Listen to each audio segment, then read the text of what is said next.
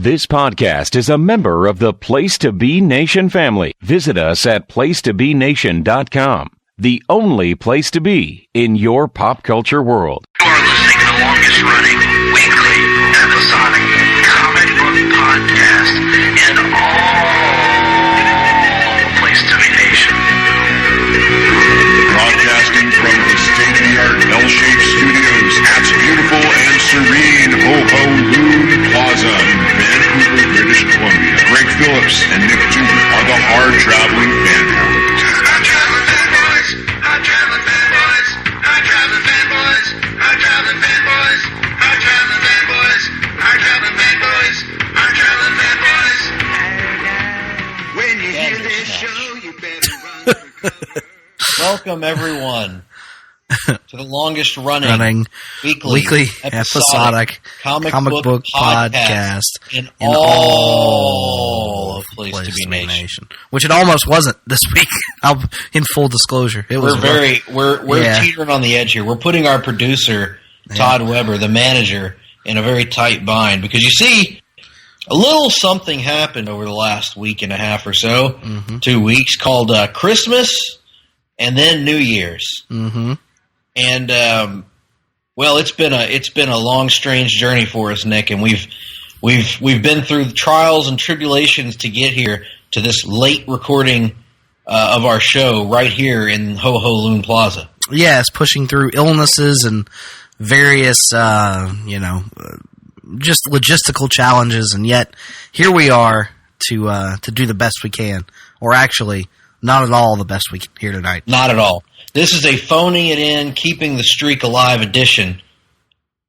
Second in a row, in fact, of the Hard-Traveling Fanboys. Mm-hmm. I am Greg Phillips, of course, and that voice you hear on the other end of the line is none other than the Oates to my Hall, the Hall to my Nash, the Nash to my Crosby, Stills, and Young. Mm-hmm. None other than Nick Duke. Yes, that's me.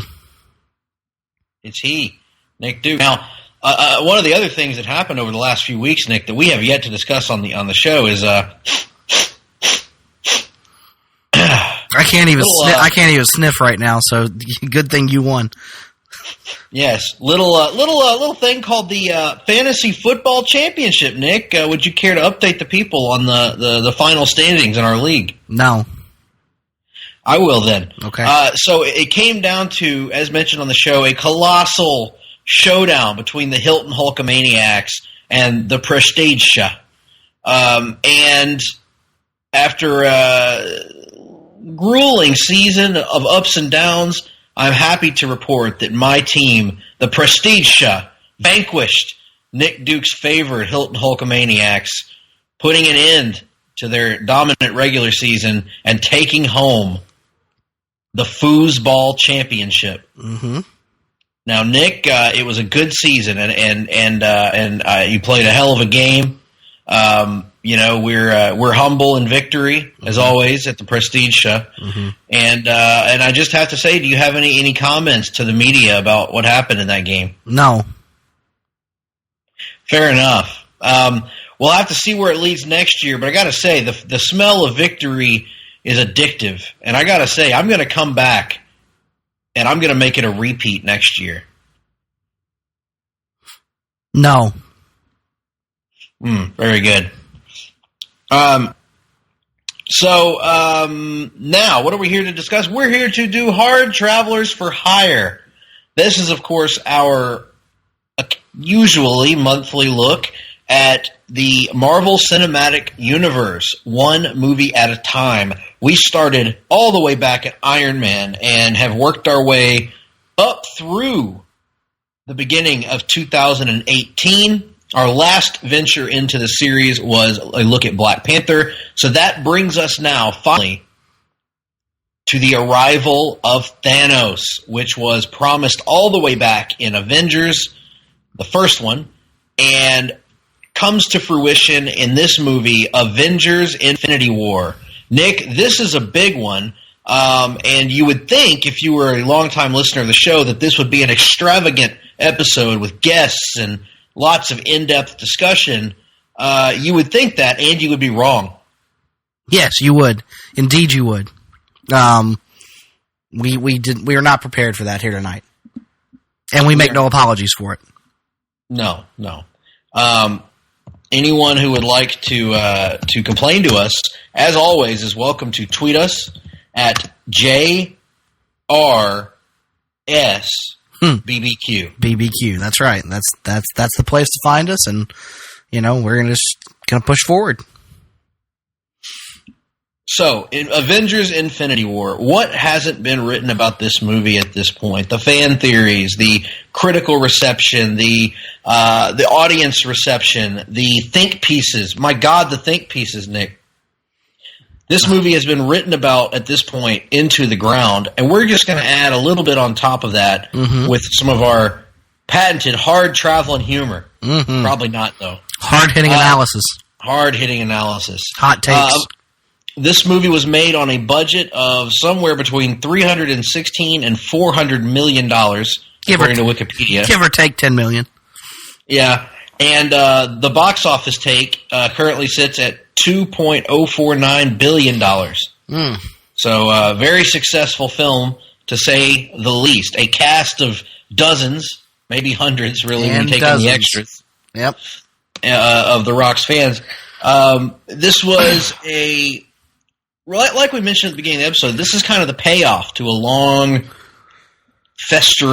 building subplot in the Marvel Cinematic Universe. But, as you all know, the way that this works is we put the movie on.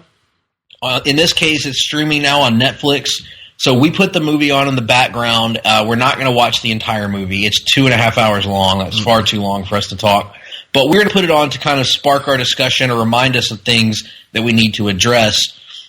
So we have it paused right now at the 0 minute and 0 second mark. We're going to give you time to go get your movie fired up. Pause the show now if you want to. Go get your movie fired up and then join us, because we are going to hit play in 3, 2, 1, play. And watching this in stunning high definition on Netflix, I have to say, it's pretty cool and pretty convenient, Nick. I'm watching it on my iPad, not my iPad Pro, unfortunately, just a standard iPad. We peasants can't aspire to have, possessions as fine and as luxurious as the manager Todd Weber. That's right. I am currently watching on my old Vizio 37-inch TV, and it's I have recently purchased a new TV, but I have not had a chance to set it up yet. So that will be coming this weekend, hopefully. But the picture is clear. The sound is good. It's a great,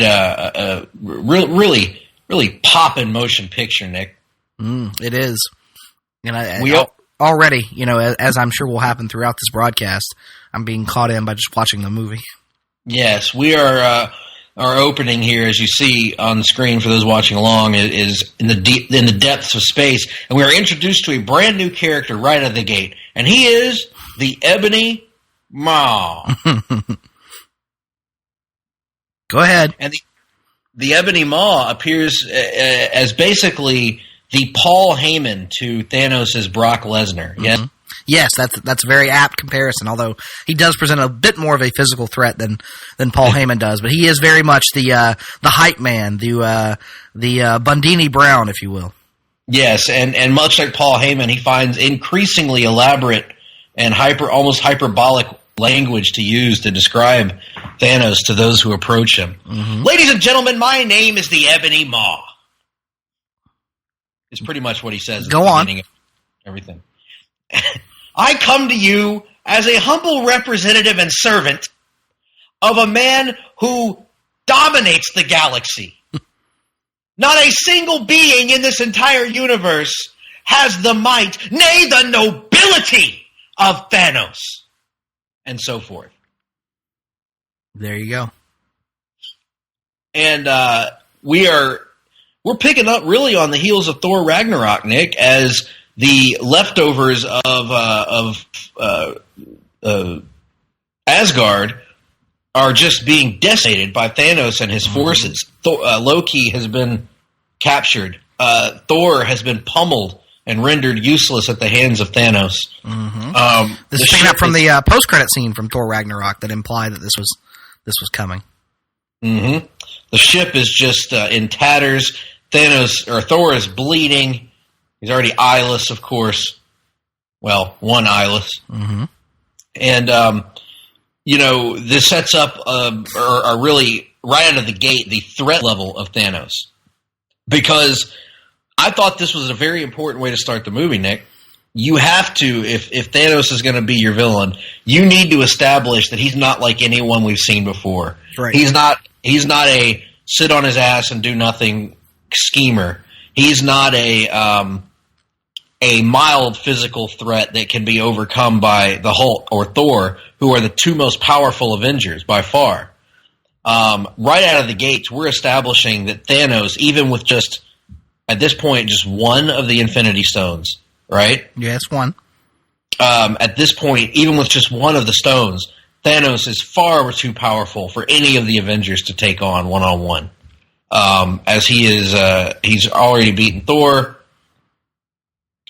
Loki's treachery from the end of Ragnarok is revealed here. But again, he's trying to save Thor's life here. So it is continuing the shades of gray, but he's not as bad as we used to think he was version of Loki. Particularly, Marvel recently revealed, Nick, I guess you saw that Loki was mind-controlled in the original Avengers movie by Thanos. Mm-hmm. I did see that. Which is kind of weird, because it wasn't really implied at any point, I didn't feel like. But, it is what it is. I don't really like that retcon, honestly. It is what it is. And now Thanos, after being attacked by Hulk, Loki gets to deliver the classic line from Avengers, "We have a Hulk." Mm-hmm. And now that Hulk is getting the shit kicked out of him. So, yes. Point being, this is awesome. Rather than narrate this scene to you as I'm doing so far, I want to. Do you agree with me, Nick, that this was important to establish that Thanos is next level? Yeah, I would agree. It kind of feels similar, like a much more ramped up version of the opening of Star Wars A New Hope to me, where you have the boarding of the ship and, you get to see the primary physical threat kind of, whoop some ass here in the opening scene. Granted, brought up to 2018 standards rather than 1977 in terms of the physicality of Thanos as compared to Vader or whatever. But, yeah, it's a cool opening. I know some people have said they would have preferred to have seen the movie actually open on Xandar, where you would actually like to have seen Thanos get the Power Stone, because that kind of happens off screen. It's just kind of alluded to. But, I kind of, not having seen what that alternate beginning may have looked like, kind of hard to complain too much about what we got. Right, yeah. It's like joining in media res, where we're already in the middle of this conflict, and it's already looking bad. It's already looking like the end of days, so to speak. Which, come to think of it, Nick, that would have been a hell of a crossover here. Now, what's to stop Arnold's character from End of Days from interacting with Thanos? Maybe he has the key to undoing everything that happens in this movie. Thanos is a choir boy, a fucking choir boy compared to him. A fucking choir boy compared to me. A choir boy! Mm-hmm. Hey, Arnold, that takes some balls to say that to the literal devil. Yeah. Yeah. If only Batman had said that to Dr. Hurt back then. What Dr. Simon Hurt. Yep. Nick, we'll have to revisit that at a later time. Oh, the concept of Dr. Simon Hurt. Oh, God, no. In any event, moving forward. What is this? What's he doing? He's crushing the Tesseract into the Space Stone. Yeah, I think the implication is that the Space Stone was inside the Tesseract, much like the if you remember, the Mind Stone was inside Loki's scepter, the Power Stone was inside the orb. It seems like they're all inside something else. Interesting. Maybe one of them can be found inside Amy Schumer. Well, you'd have to ask Dolph Ziggler about that. Oh, I'd rather ask Dolph Lundgren about it, but he probably wouldn't know. He probably he would only know about Bridget Nielsen. Yes. the somewhat haggard Brigitte Nielsen. Haggard, what an excellent term. Oh, I love this bit with Loki, man. Like if Loki's gonna go out, I told you about this in Ragnarok. I buy in every time to his redemption stories that don't end up being redemption stories. But man, if this really was the end of Loki, I love the fact that he went out like a G trying to take Thanos out and almost gets there. Comes moderately close to almost getting there. Comes moderately close to almost getting there. I guess that's a accomplishment of some sort. Sadly, like now, after the fact, and you can't apply this, retroactive knowledge to the film, but we know it's not going to be the last of Loki, as they've confirmed that Loki television series that apparently is not going to be a prequel. So, oh really? Yep. I did not know it was not going to be a prequel. Nope. That's the report, is that it will not be a prequel. So Loki we'll see Loki again one day in some shape, form, or fashion. Which he's the one character you can kind of buy fake deaths, although you would think that Thanos here would not have fallen for such a ploy. But especially since Thanos explicitly says no resurrections this time. Yeah. That would seem, but if there's one thing if there's one flaw I would point out about the MCU to this point, it's that there has been a distinct lack of commitment to Satan character deaths. That's probably true, but I think you're alluding mainly to Coulson at this point, and to their credit, the movies haven't really acknowledged that at all.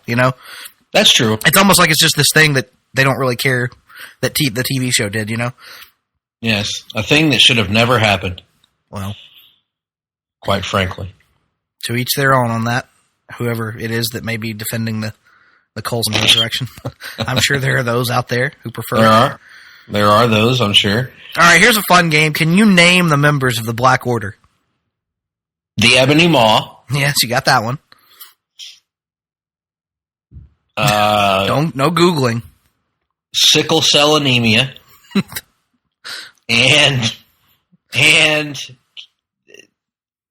I don't know, Liberia? The female is Proxima Midnight. Yes, Proxima Midnight. The Skrull-looking one is Corvus Glaive, and I do not know the name of the large one. Corvus Glaive sounds like a line that would be delivered by Professor Frank on The Simpsons. Glavin! Corvus Glavin! I don't know, man. Anyway. Let's see here. Black Order MCU. Cole Obsidian is the other one's name. That's kind of a cool name. Yeah, Cole Obsidian. That's a pretty cool name. Well, I mean, the only purpose for all of them, so the Ebony Maw's purpose is to be awesome and kiss the ass of Thanos. Mm-hmm. The rest of them, their only purpose is there to be physical foes. The only minor character development they get is that one of them dies, and what did you say the woman's name was? Proxima Midnight. Proxima Midnight has a vendetta against Black Widow, and yeah, but Corvus Glaive doesn't actually die. They don't even kill him, because then he pops up later near the end at the Wakanda scene. Well, then which one is it that dies? Because doesn't one of them, she says he'll pay for his life with yours? I don't remember, man. Anyway, they're just there to be thugs, basically. They're like Joker's henchmen, like Bob the Goon. Mm-hmm. But a little bit more physically imposing than Bob the Goon, granted. Bob the Goon was physically imposing. Come on. Bob the Goon was not physically imposing, sir. He was! No. I like Bob as much as the next guy, but, You're being a little disrespectful right now. Here's Tony with the classic tie the jacket around the neck look that, Chris Jericho used that to great success in recent years. He did. Or is that a scarf? I'm not really sure what that is. It's certainly a unique look, and then there we go. There's the new Iron Man thing, the arc reactor he's attached to his body since Iron Man 3.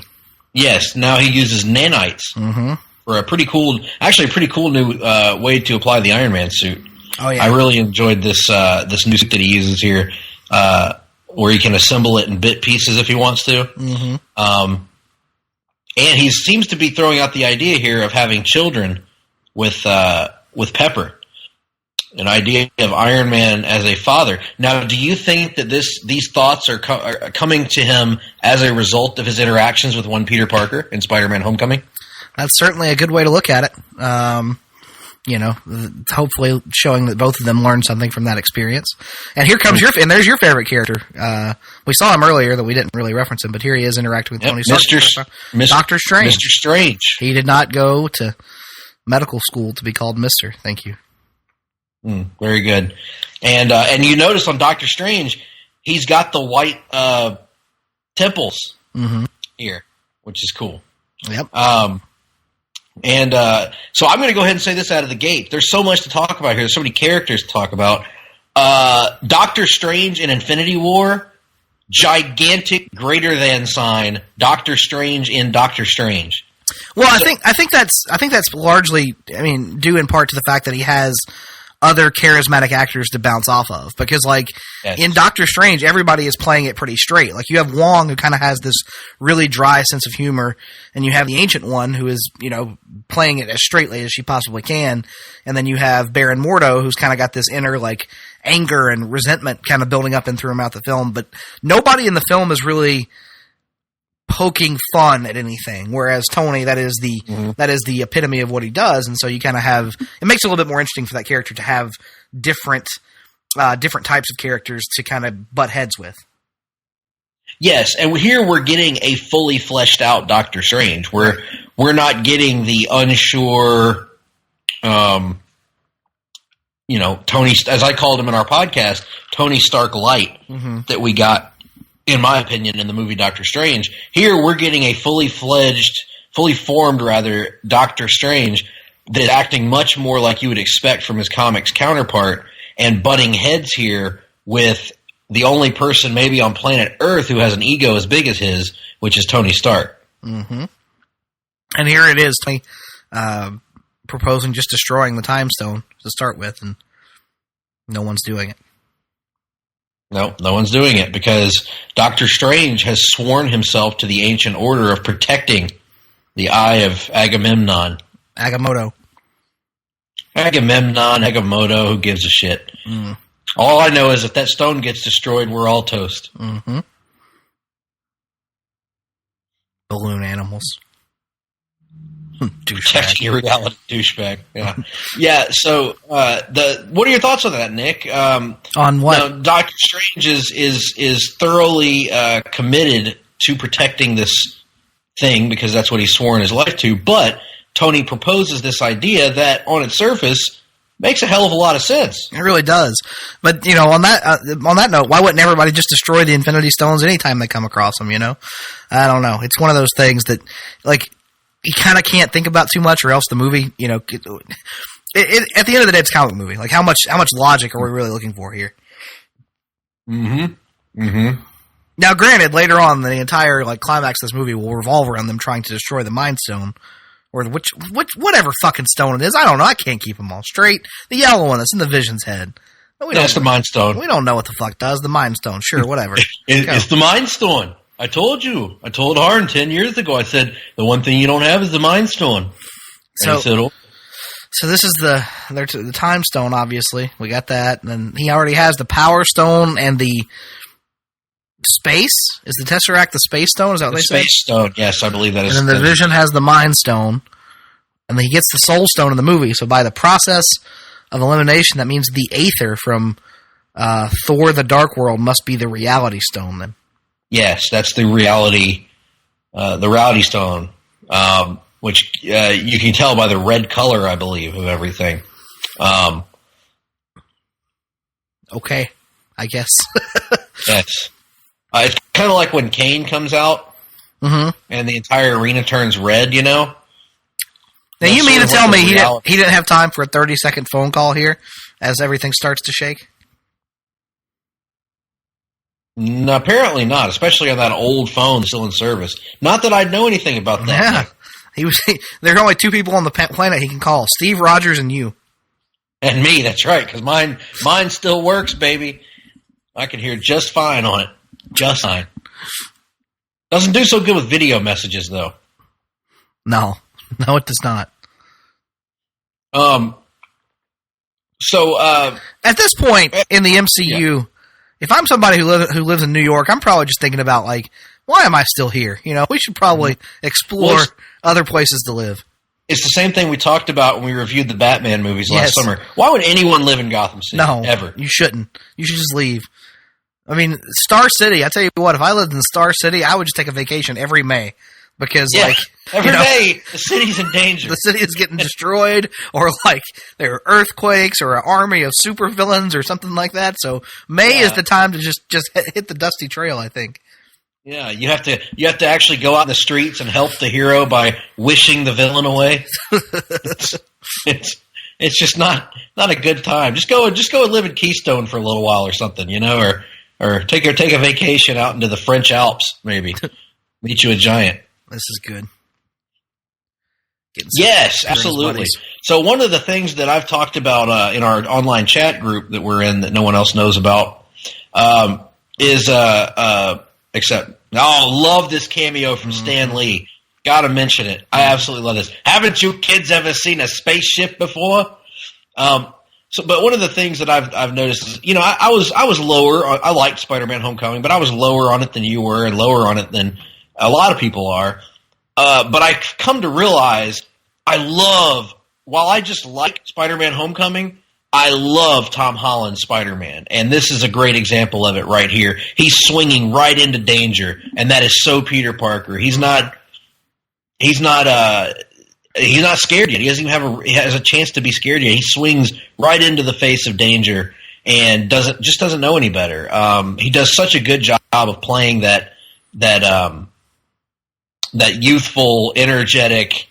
I don't even know how to describe it, but that essence of the young Peter Parker, he does it so well here. Absolutely. And here we are with the Ebony Maw making another Paul Heyman-esque speech. Yes. Because if they don't get out of there soon and give them the Time Stone, then they will be beaten, conquered, and victimized by Thanos. Mm-hmm. And you know what he'll leave them in, Nick? I don't. He will leave them all in a pile of blood and sweat and vomit. That's good. And here we are with the first sign of Hulk dysfunction. Hulk-tile dysfunction on the part of Bruce Wayne. How did you... Go ahead. No, you go ahead. I was going to say, how did you read this whole thing? Because my interpretation of the movie, every time I watch it, is that Hulk is embarrassed after getting his ass handed to him by Thanos. I kind of took it that way too, because like if you're, it depends. Because on the one hand, you know, like the Thor stuff in this movie, I'm sure we'll discuss at some point. It seems like they're kind of trying to distance themselves from a little bit of like the character interpretations of Ragnarok. But if you're going to use the character interpretation of Ragnarok that they use for the Hulk in that movie as a kind of like, like 9-year-old, 10-year-old like kid. It kind of makes sense that now he is sulking because for the first time in his life, he's, you know, not the strongest, most badass thing that ever walked the planet. He actually got humbled for once in his life. And so now, it's not so much that he's scared, it's just that he's pouting about it. It's kind of the way I take it. It's like a bully that gets knocked out for the first time. You know, it's like it's hard for him to handle that psychologically, so he's pouting as you put it in the corner and won't come out and play. Mm-hmm. This is the first example that we see of Doctor Strange is just so much cooler here than he was in his own movie. He has some of the best moments through the course of this movie in terms of the action, the fight scenes. They really take advantage of his strange abilities. Yes. Yeah, so you have like the portals and stuff that he opens, and then like later in the film when they're fighting Thanos on Titan, they have that cool moment where he makes all the duplicates and stuff. So, yeah, there's some really cool moments for him throughout this one. It makes it even more curious that we haven't really heard anything about a Doctor Strange sequel, which we would assume he's going to be one of the pillars of the MCU going forward, but still nothing on that front.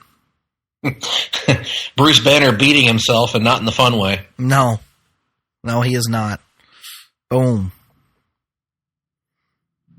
So there he is. Yeah. Tony and Peter picking up their chemistry from Homecoming. I mean, Robert Downey Jr., we it's almost pointless to even talk about him because we'll say the same things we say about him in all these movies. He's, great, awesome, delivers everything with panache, virtually steals every scene that he's in.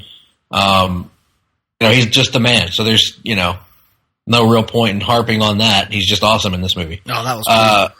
On both sides, whether it was the bricks turning into darts or whatever, and then also Strange and Wong, making them disappear. That was both sides were cool. Mm-hmm.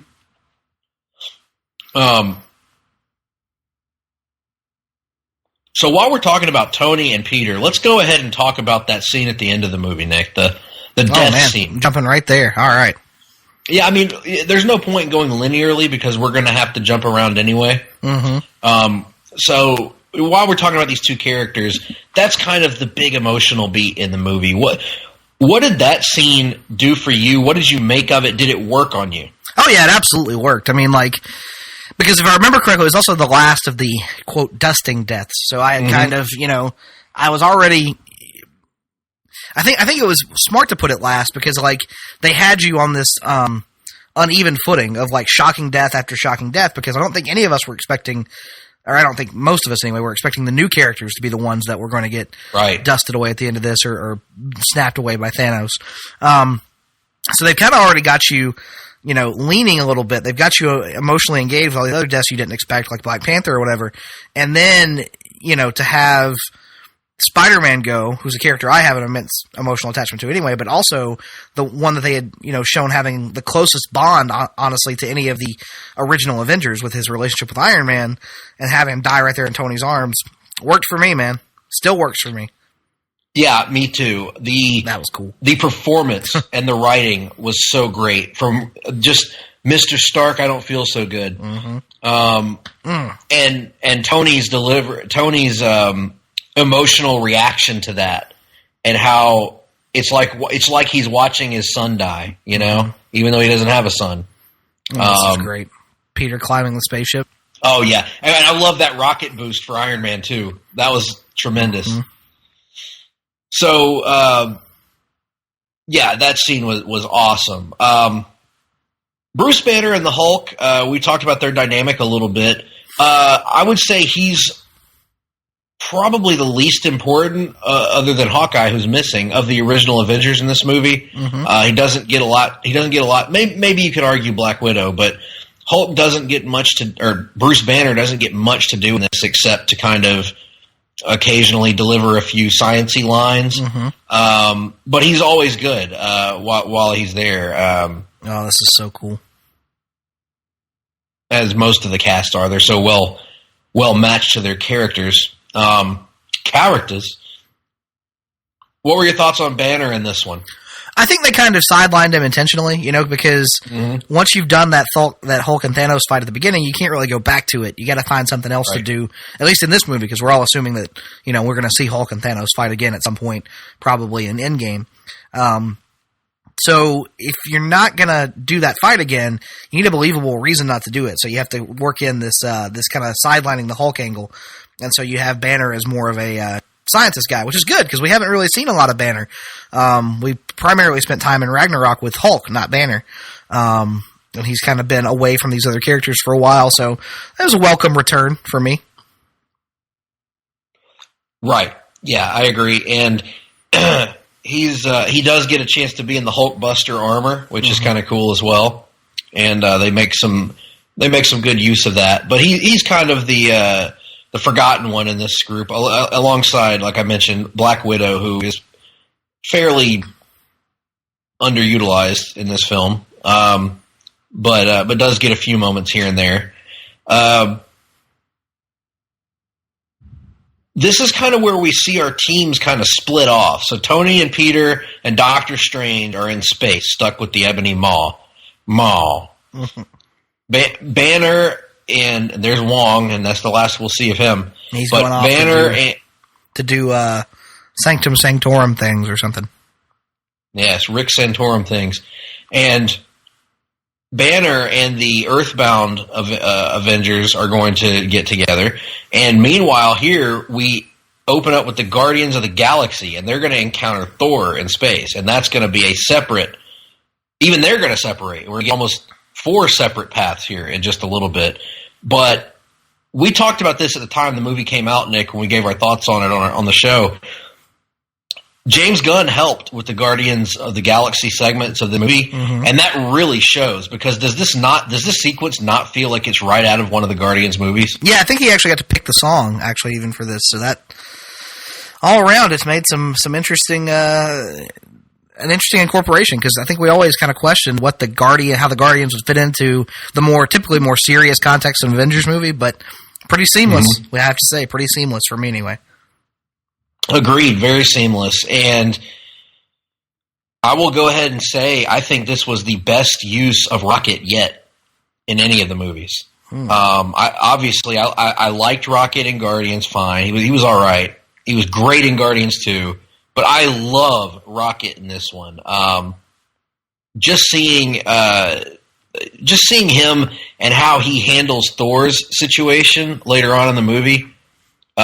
When Thor is kind of revealing a little bit of his vulnerability unexpectedly, I just love seeing the side of Rocket who's not angry all the time, because we've kind of grown accustomed to seeing Rocket be mad constantly, and in this movie we get to see a little bit of a different side of Rocket, that he keeps that gruff exterior up, but he does have some level of empathy and caring underneath that. So that was fun to see. And then, of course, one of the stars of the movie is Zoe Saldana as Gamora. She gets more to do here, Nick. I don't know if you would agree, but I feel like she gets more to do here from a character standpoint than she even got in Guardians of the Galaxy Volume 2, where she was really good.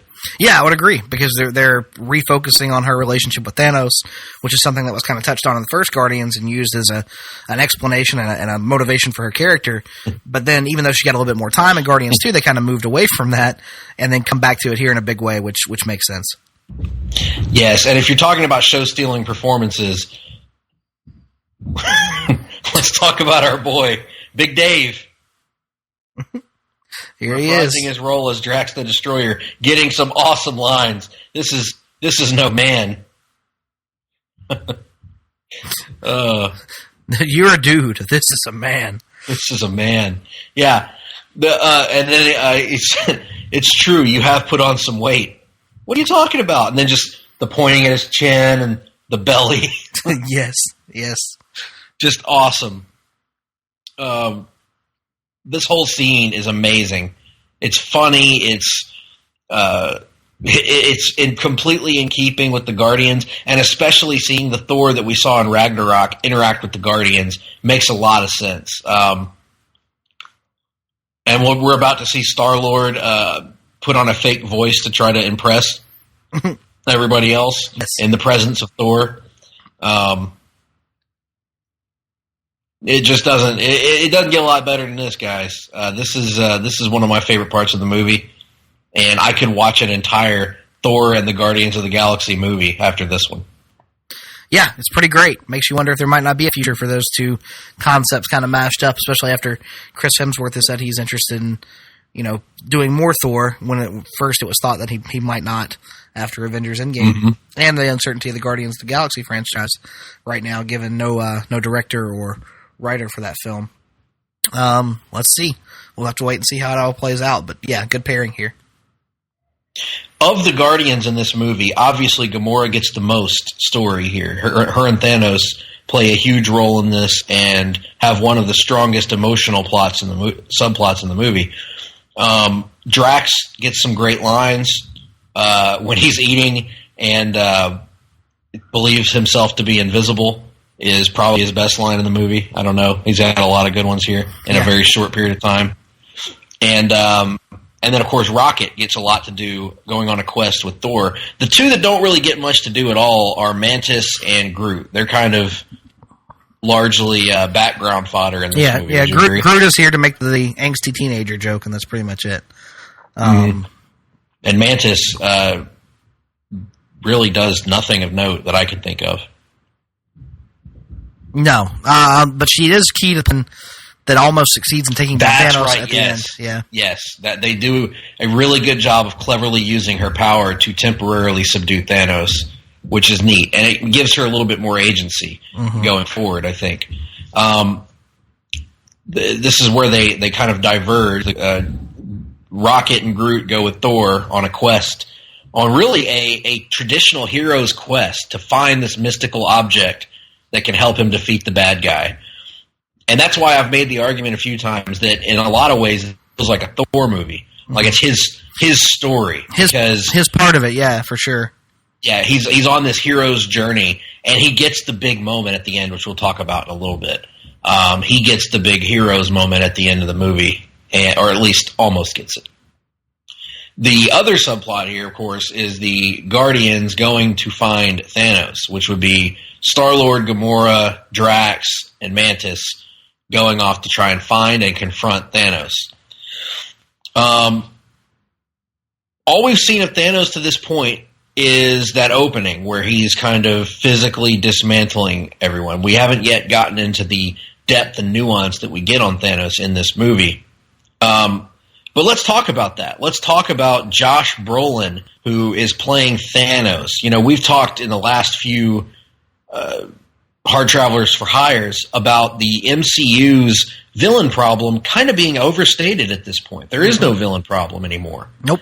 The last several Marvel movies have had excellent villains, in fact. And Thanos is right in step with those. Thanos continues the recent Marvel trend of three-dimensional villains, the exact opposite of, whatever that villain's name was in Ant-Man, Yellow Jacket. Yellow Jacket, yes. Is that right? Thanos here, unlike his comic counterpart, who is motivated in the original Infinity Gauntlet storyline by a love of death, literally a love of the personification of death, this is a Thanos who is motivated by restoring the scales of balance to the universe. He believes that the perils of overpopulation and overexpansion are going to end up destroying the universe and have thrown things out of whack. He's predicted this on his own planet and watched it get destroyed because no one would listen to him, almost positioning him as a Jor-El type figure, right? That had this prediction of destruction that was ignored, and now he's going to go about making sure that it doesn't happen to the rest of the universe. What are your thoughts on this version of Thanos compared to the version that we read when we reviewed the Infinity Gauntlet all the way back in May? Yeah, I like it. But I think part of that is because I didn't read Infinity Gauntlet until I was 19, I think, when I read it for the first time. So, did not grow up with a certain interpretation of Thanos. Have no real attachment to the obsessed, in love with death version of the character. Because really, the only story I've read the character in is Infinity Gauntlet. He's popped up here and there in other Marvel events or Marvel comics, but never really been the focus of anything I've read, since then, even though I know he's been featured in numerous stories since. So I'm down for this. I'm down for this change, even if I do think there's some validity to the argument, well, if he has the Infinity Gauntlet, why doesn't he just double all the resources and there you go, instead of killing everybody? But again, can't nitpick too much with that kind of stuff. Yeah, it feels like that opens up a world of, because comics type situations. Like, it's kind of difficult to envision. I mean, the comic book motivation for Thanos, I think, would be very difficult to do on the big screen. Granted, they could use Hela in that role as the personification of death. So I suppose they could do it that way. But I find this version in some ways more interesting because, it gives him depth. It makes him not a quote-unquote evil villain. It makes him a villain because he is good. He has noble purposes and he's going about them the wrong way and doesn't realize it. He thinks that he's doing something selfless that will save and preserve the universe when in fact he's not. And it does tie into that concept that we've read about in the comics that Thanos thinks that he knows how to use the Infinity Gauntlet properly and actually does not. Right. And is probably going to end up being his undoing. Because you're right. Why not just increase the resources? And there you have it. But ultimately, that's the MacGuffin of Marvel Comics. So with that, this is almost an ecologically minded Thanos, which is not unprecedented in the comics, as he's going about trying to preserve life in the way that he sees fit, which is by wiping out half of life. And he's been on this quest, apparently, as we learn in this movie, for quite some time, and has gone about it in different ways, and has just not had the instantaneous success that he wants. And the Infinity Gauntlet is a way for him to accelerate the process that he's seemingly gone through planet to planet, right? Yeah. Yeah, we kind of see that in the flashbacks with Gamora later on, is that he's going around this what seems like a hugely inefficient process of planet by planet manually killing half the population. And I mean, the universe is a big ass place, especially as we've seen in the Marvel universe or the MCU to this point. Yeah, so here he's just trying to, probably just tired. He's like, man, this is hard work. I need to hit the fast forward button, essentially. Yeah, I mean, Thanos just, he has a greater work ethic than we do, Nick. That's all I can say, because my ass would be worn out after maybe 2 or 3 planets. I'd be like, you know what, let me take a nap for a couple centuries, maybe. And then come back to it later on. What would you do if you had the Infinity Gauntlet, Nick? That's a good question. Oh, the same thing I would do if I had unlimited funds. Nothing. I would do nothing for the rest of my life. Because in theory, if I had the Infinity Gauntlet, I could use it to create, money, and I would you have unlimited funds, and then I would do nothing. I would help no one except myself. Good Lord. I would reshape reality to where I was an attractive, successful man that might be able to win the affections of one Elizabeth Olsen. There you go. Who portrays the Scarlet Witch. There you go. Yeah, maybe that too. But, I mean, mostly nothing. The mostly nothing part. Yes. And I would create the world's largest donut. I would create the world's largest mattress, a Casper mattress for which me to sleep on. I would just sleep like 22 hours a day, I think. Oh, that would be amazing. Yeah. How great would that be? Yep. It sounds like the best thing ever. If you miss anything, you can just turn time back and watch it. Yep, there that is. Going back to bed now. Night. Yep. Absolutely. And I might even invent the world's largest Blue Chew so that everyone can enjoy the sexual satisfaction that comes from the makers of Blue Chew.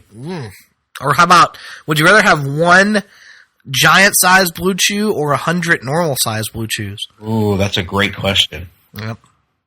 I don't know. The 1 giant one you can just take little pieces of, but if you had the 100, you could take them more mobile. You can take them wherever you went. Yeah, you just pass them out like Halloween candy. Give them to the kids. That'd be good, right? I would make it free for everybody in the entire world to get 1 order from 1-800-Flowers. The excellent folks at 1-800-Flowers. That's pretty good. I would, of course, make sure that there are no messed up cars existing anymore, and that everybody could use cars.com to find exactly what they needed.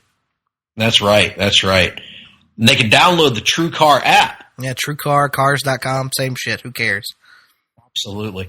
Anyway, all that being said, we've actually talked over quite a bit. As I mentioned, the lovely and talented Scarlet Witch has appeared alongside her boyfriend, android friend, the Vision, who she refers to as Viz in a nod to the comics.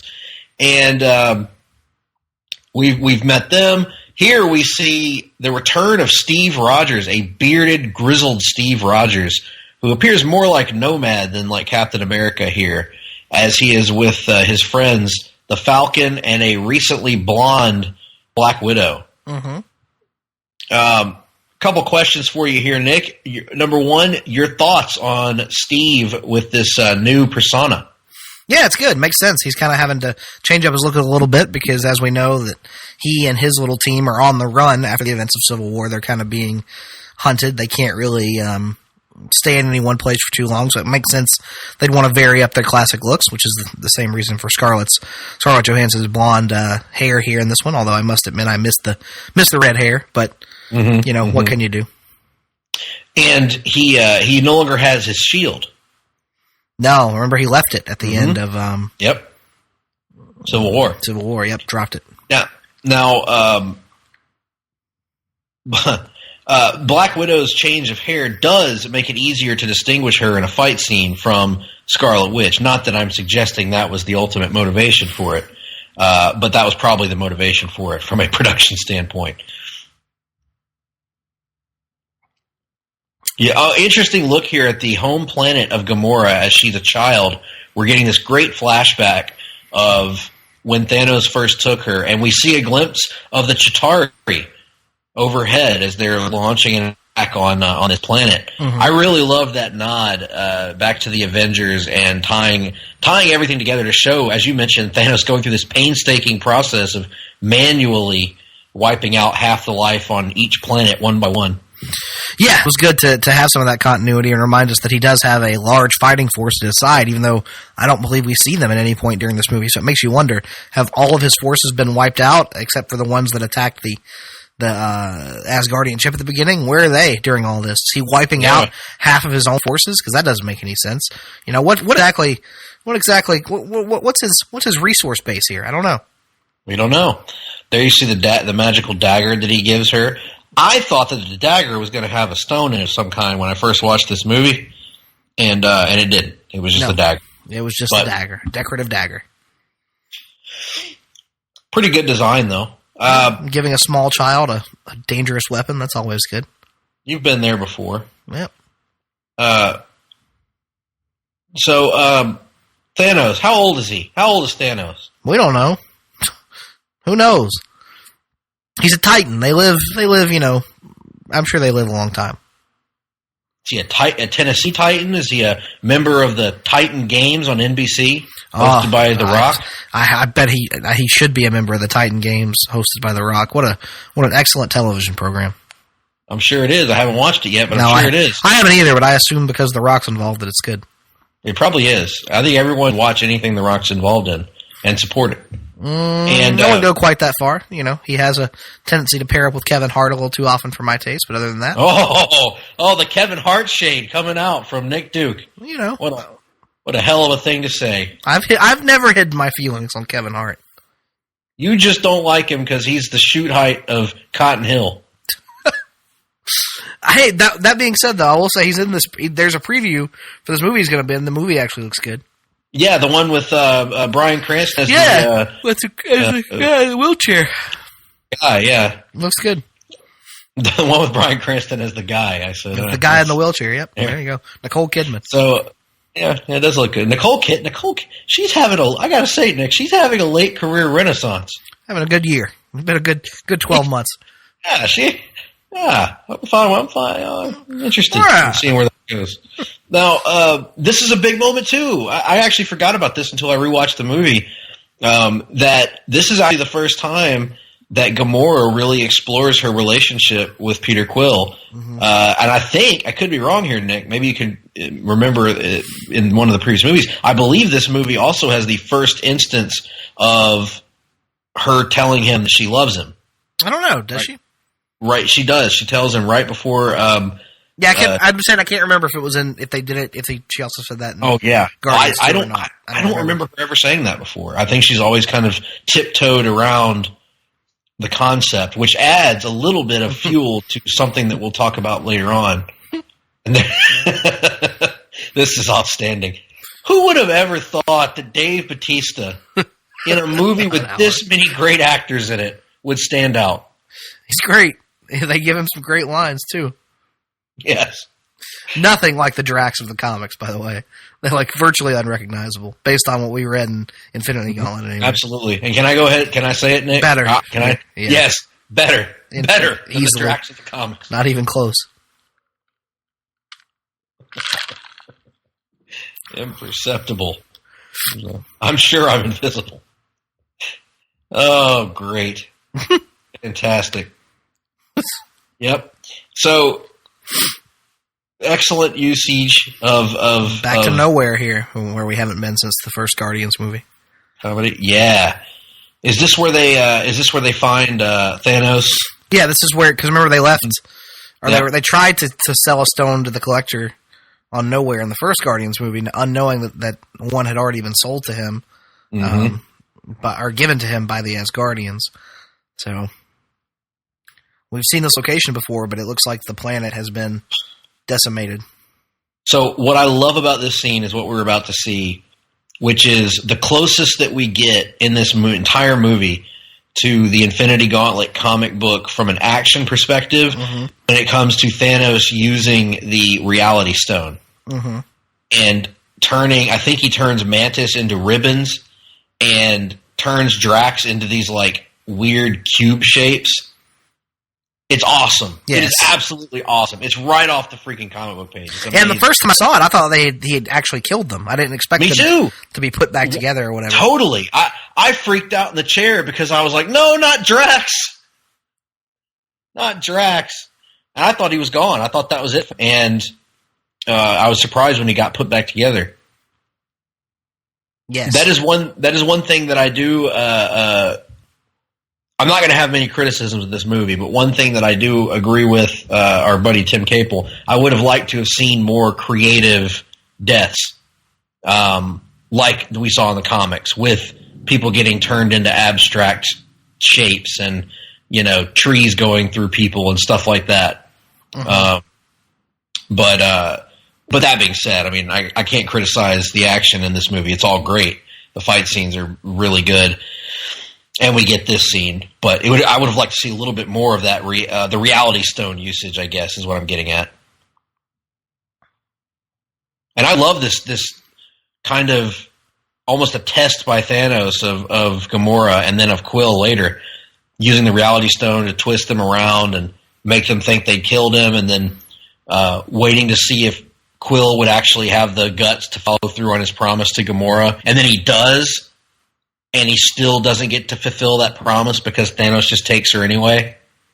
And I think that also is building up and contributing to what we see later in the movie.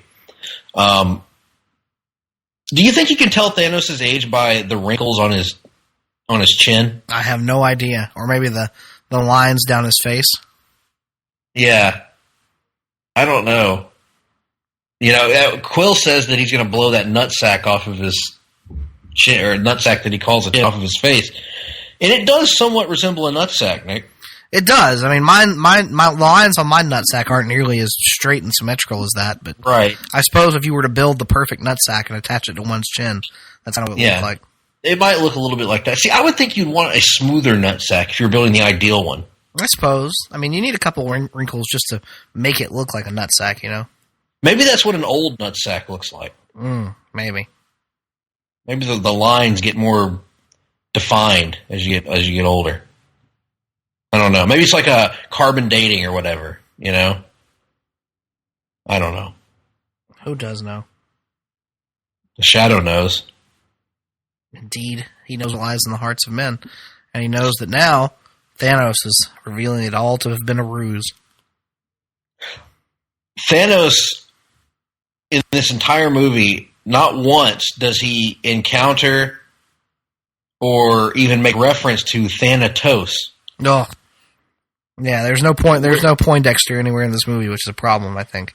It is a problem. It's a big flaw. Now, Thanatos, you would think if the world's going to be ending or if half life is going to be wiped out, Thanatos would want to either be involved in this scheme or to help the heroes to preserve his own life. So where is he in all this? Does he even exist in the Marvel Universe? We don't know.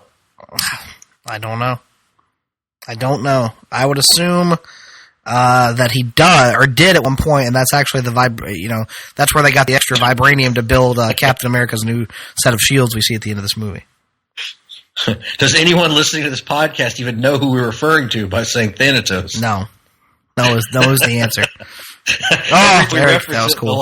That's phenomenal. The turning into blocks. I love it. And there she turns into a Jack in the Box, basically. Yeah, every time we reference that, everyone's like, eh? Yeah, nobody reacts. Yeah, it's just us. That's good. That's really good. I know it upsets me immensely when people don't react to what I say in the chat, too. Mm-hmm. Absolutely. Hey, we got to watch Santa with Muscles someday. That reminds me. It's excellent. You've already seen it? Yeah, I've seen Santa with Muscles. Come on now. I said you had never been able to see it. No, I've seen it. It's Yeah, hard to find. no, it's they show it sometimes on like the Stars channel. So if I'm ever down home around my dad's place during the holidays, they'll always be showing. I watched it not this past Christmas, but the year before, so 2017. Yep, featuring like 12-year-old Mila Kunis and one of the kids from Beethoven, and also the guy who played Donna's dad, Bob, on that 70s show are all in it. Oh, yeah, I remember Bob. He had the funny hair. Yep, he's in it. He's in the movie. Wow. With the funny hair. Wow, that's a crazy thing. Oh, man, poor Peter. He's stuck with the choice of killing the woman he loves and honoring his promise to her, or allowing Thanos to get what he wants. Plus Santa with muscles has just like the best premise, where it's like he's an evil rich guy, and he puts on a Santa costume because he has to for something, and then he gets hit on the head, and then when he wakes up, he's convinced that he actually is Santa Claus, and so he wants to help people, even though he was an evil billionaire before. And he has muscles. And he does have muscles, yes. Ed Begley Jr. is also in the movie, apparently. You want to just do Hard Travelers for Hire on Hulk Hogan movies next? Yes, I do. Clint Howard is in the movie. Clint Howard? Yes. The Clint Howard. Yep. Wow, the ugliest man in Hollywood, one could argue. Garrett Morris of Saturday Night Live fame. Yep. There you go. That's it. There are other people, but I don't know who any of them are. Outstanding. Well, one movie that doesn't have Clint Howard in it is Avengers Infinity War. And here's our first look at Colonel Rose here, War Machine, who is arguing with the brass in Washington, as this is the first time we've seen him since the events of Civil War. And they want him to go after Captain America and his crew.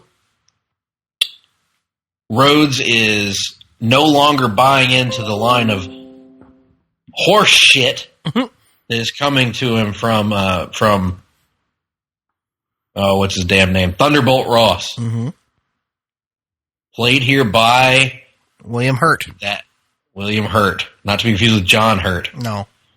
Completely different. Or Simon Hurt. No. John Hurt. Who is John Hurt? John Hurt's another actor. He's been in a lot of movies. I'm looking him up right now. Let's see here. Oh, yeah, John Hurt. I know that guy. There you go. He was in V for Vendetta, yeah. Remember. He played the Chancellor. Yep. Oh, and he was an alien. Yeah, okay.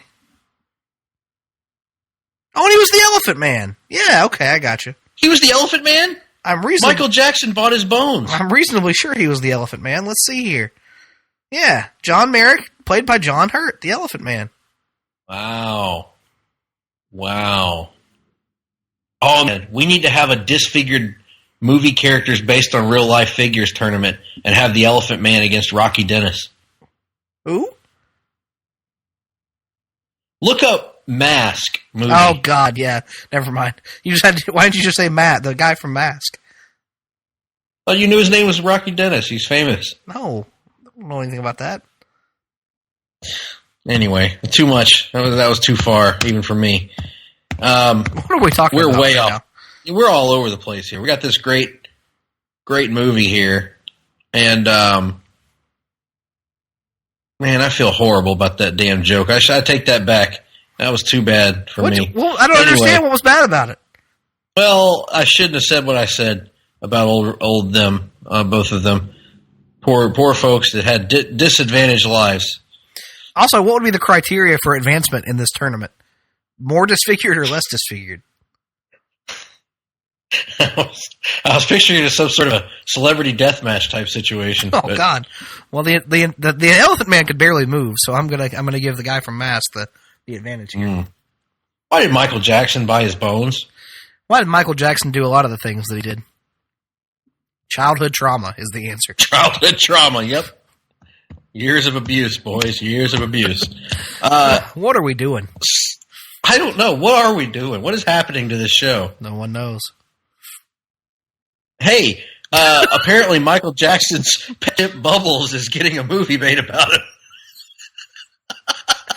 I'm pretty sure that movie will be illegal to be shown in most countries, if that's the case. It says here, on Radar Online. And if you can't trust Radar Online, who the hell can you trust? Hubba, hubba, hubba. Hubba, hubba, hubba. Who the hell can you trust? So, we're not talking about this movie, not because the movie is good. Why would we want to talk about Avengers Infinity War on the Avengers Infinity War podcast? That makes no sense. Right. Well, I mean, we're almost getting to the point where, like, what else is there? What is there to say? We like the movie. We like it. It's good. It's good. You know, and the Lori Morgan's hot chicken restaurants can open up inside it. It's going to be great. I do think there are some like valid criticisms of the movie, though. I told you that I felt this way after seeing it. I don't know that it stands alone as well as some of the other MCU films. That 100%, it does not stand alone at all.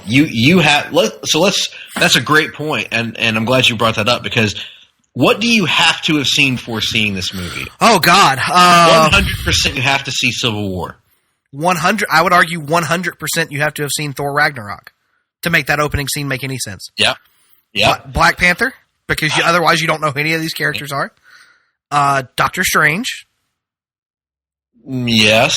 Yeah, definitely. Guardians of the Galaxy 1, at least. Yes, at least the first Guardians of the Galaxy. Okay, I would argue a better question is, what can you honestly leave out? Yeah, I think you can leave out all 3 Iron Man movies, maybe, or. I mean, you have to know who Tony Stark is. Yeah, but you would get that from Civil War, right?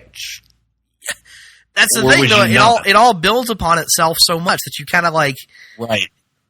You know, I'd say you could cut it to one of the Iron Man movies. Yeah, I would say Iron Man 1 probably. You could cut 2 of the Iron Man movies out, yes, and not watch them. You could cut out the Incredible Hulk. Yes, movie, I would agree with that. Yes. Yeah. You could cut out the first Captain America, I would argue, because you can get all the relevant story from Winter Soldier. Probably, yeah.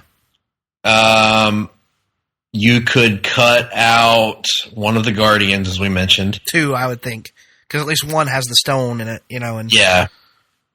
You could cut out Ant-Man. Yes, and yeah, absolutely cut out Ant-Man.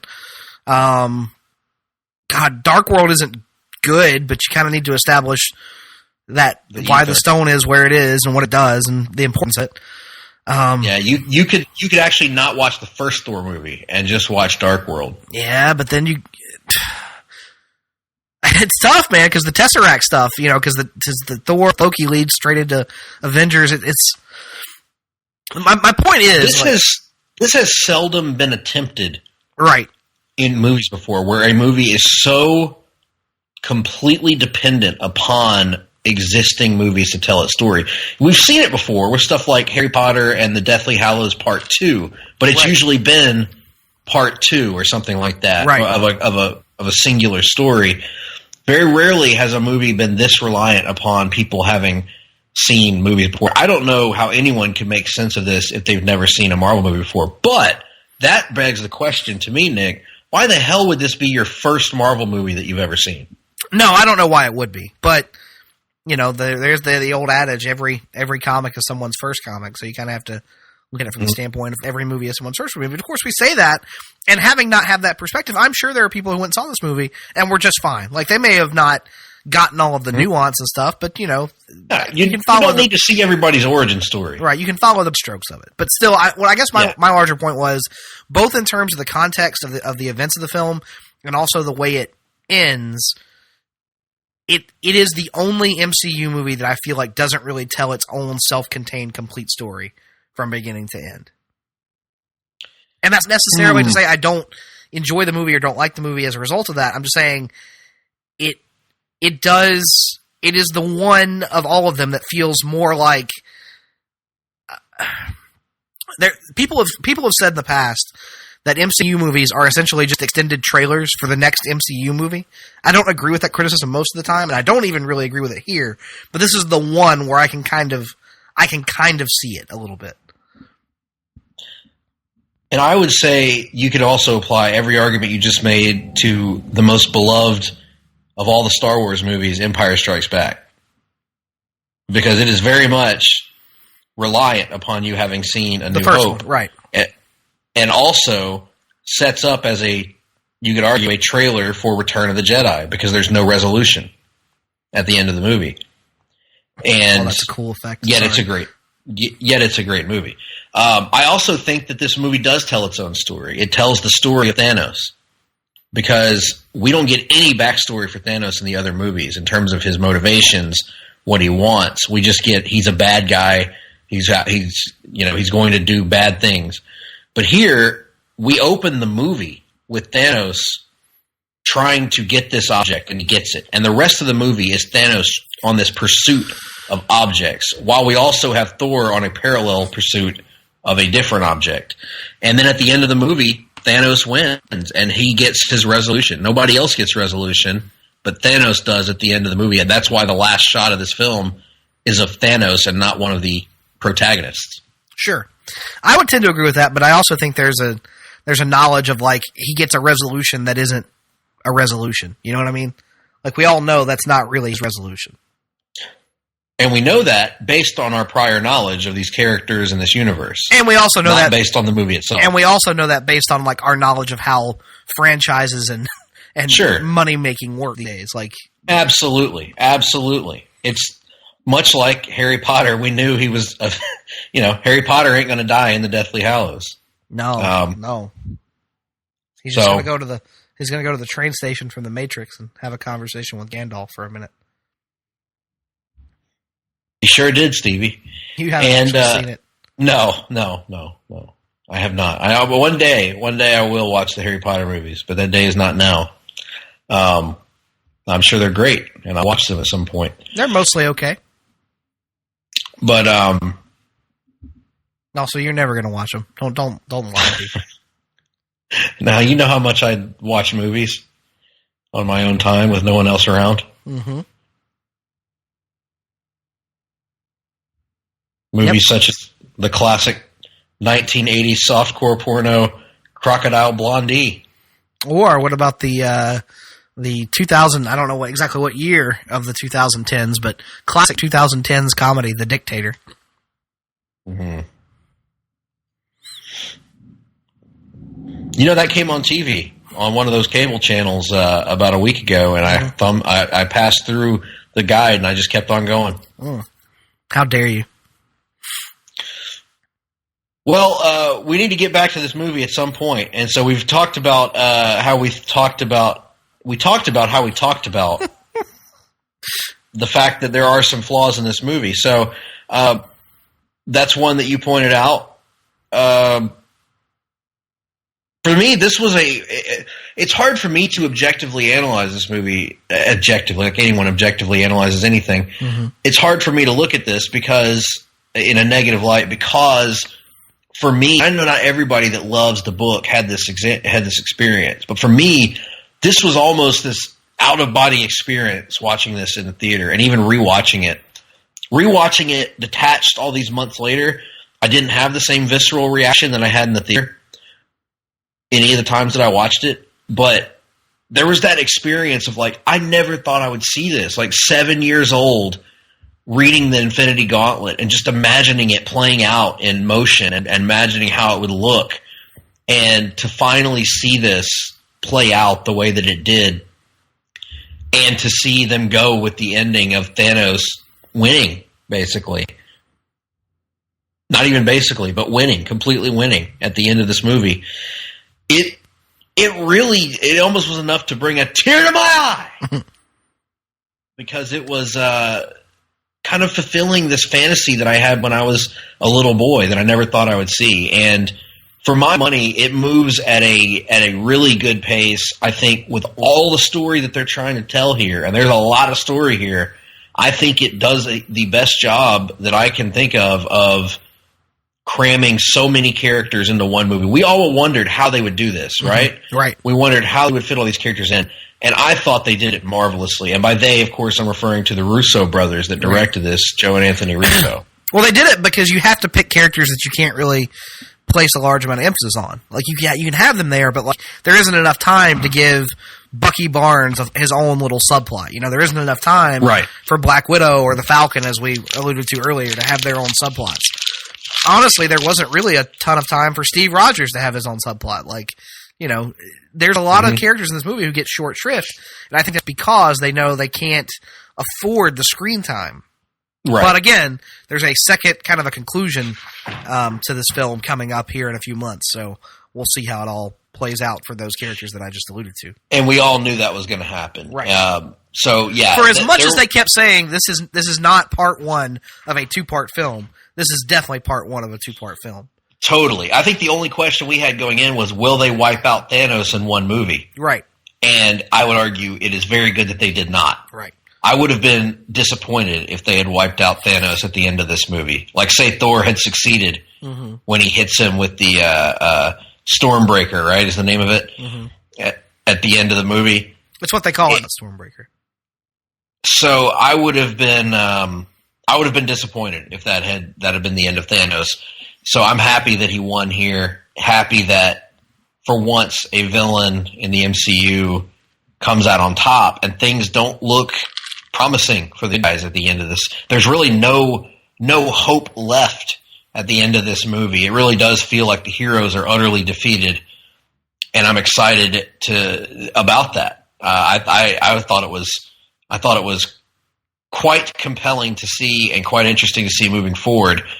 And certainly the heroes will come back, but it's how the heroes will come back from this defeat, how they will rebound, and how they will undo Thanos, who's played to perfection by Josh Brolin. And we got to give credit. I got to give credit anyway to the special effects team here for making Thanos look like a living, breathing creature and not a fake piece of CGI. The MCU are the best in the business when it comes to CGI at this point. Whether it's this effect that we're seeing here with Nebula kind of being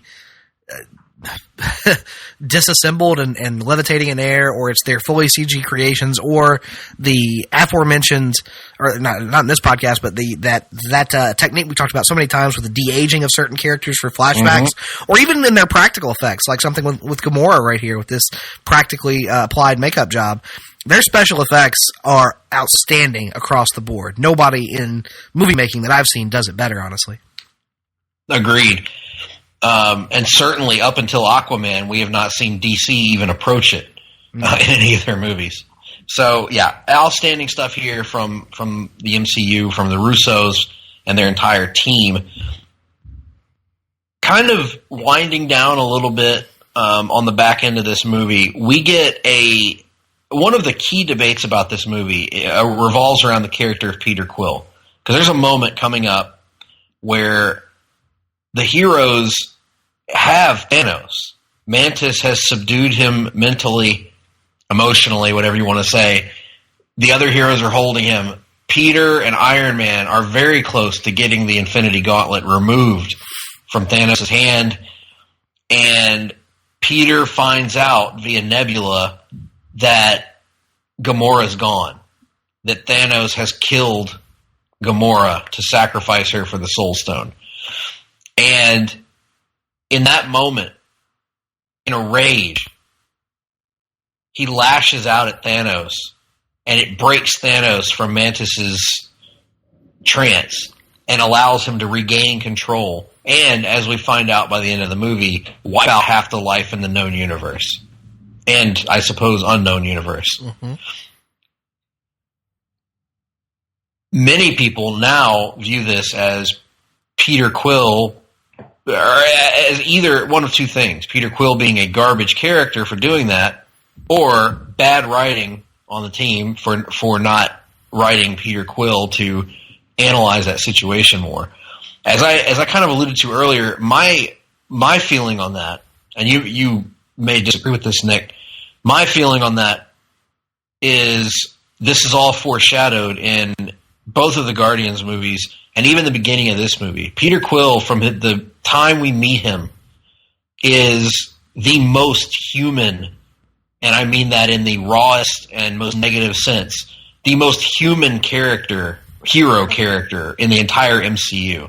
No one reacts as emotionally as him. No one reacts as viscerally as him to the things around him. because deep down he's still the same scared little boy that he was when his mother died.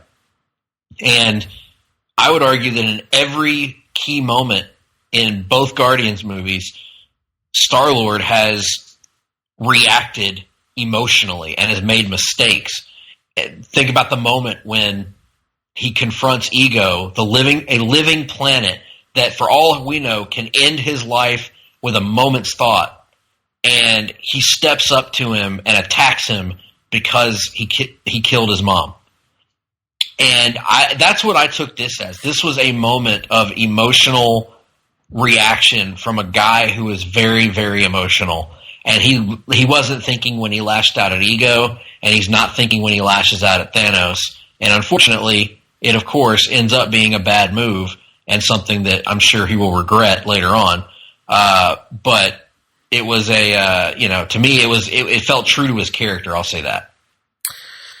Yeah, I would tend to agree with you, although I can certainly understand why others might have an issue with it. And I have to admit, during a large portion of your monologue you just went on, I was taken in by this Thor scene, which I would argue is one of the best emotional Thor scenes they've ever put in the MCU, period, and is the scene that I feel like kind of recontextualizes most of the character changes from Ragnarok and makes them a bit more palatable for me by having him actually show some genuine emotion and say that he's kind of at the end of his rope here. What more does he have left to lose? Great stuff. Outstanding stuff on the part of the Russos to put this in the movie. Yeah, we maybe haven't talked about him enough, because I think this is really Chris Hemsworth's, not his movie, because there's so many great stars in it that do a great job, but Chris Hemsworth gives a tour de force performance in this as Thor. One of his best turns as the character, which is saying a lot because we have huge praise for him in all these movies. But he is called upon to deliver emotionally, to deliver as a badass, and to deliver comedy. And he does all three in spades. Yeah, he's great. Not played for as uproarious laughter as he was in Ragnarok, but a little bit more of some understated humor that's really good, and of course, like I just said, the emotion. And then later on, when he gets to cut loose in the action scene, I think it's the best Thor. One of the coolest moments. Yeah, you said it was the best Thor action scene on screen. Easily. To me, anyway. The moment that they've come closest to having, like, peak comics Thor on screen, where he just unleashes and is treated as, like, a complete badass, where Banner stands up and goes, "Oh, you guys are so screwed now." Good stuff. Yeah, indeed. What the hell? And what the hell is going on? I wish I knew. I wish I knew, Nick. Greg's side of the L-shaped studios have been invaded by a crew from PetSmart, apparently. Yes, and it appears there's no diffusing that, but nonetheless, all of that is good. Thor is good. He just the great moment where he wrecks shit on everybody at the end of the movie is fantastic. And he shows up and just brings the hammer of the gods down upon them. Mm-hmm. Needed Zeppelin, but otherwise excellent. And we talked a little bit about Peter Quill. Yeah, there's lots of criticism. It's hard for me to objectively talk about the movie because I love it so much. It's so near to my heart. But what else do we need to talk about before we get to our go home cue here? I don't really know. Can't think of anything because my sick brain is not firing on all cylinders. Yes, all of us have been getting down. Not me yet. I've somehow managed to avoid it at this point, but a great number of people have gotten down with the sickness lately. Yep, down with the sickness. And something down with the sickness. Mm-hmm. Mm-hmm. And what I'm doing right now is buying time to try to pull up the list of our movie rankings for Hard Travelers for Hire, and I think I've successfully done that. So, with that being said, I love this movie. I really do. It's been a question to me of where it would rank. When I first saw it, I thought, without question, it's my number one in the MCU because of the emotional effect that it had on me.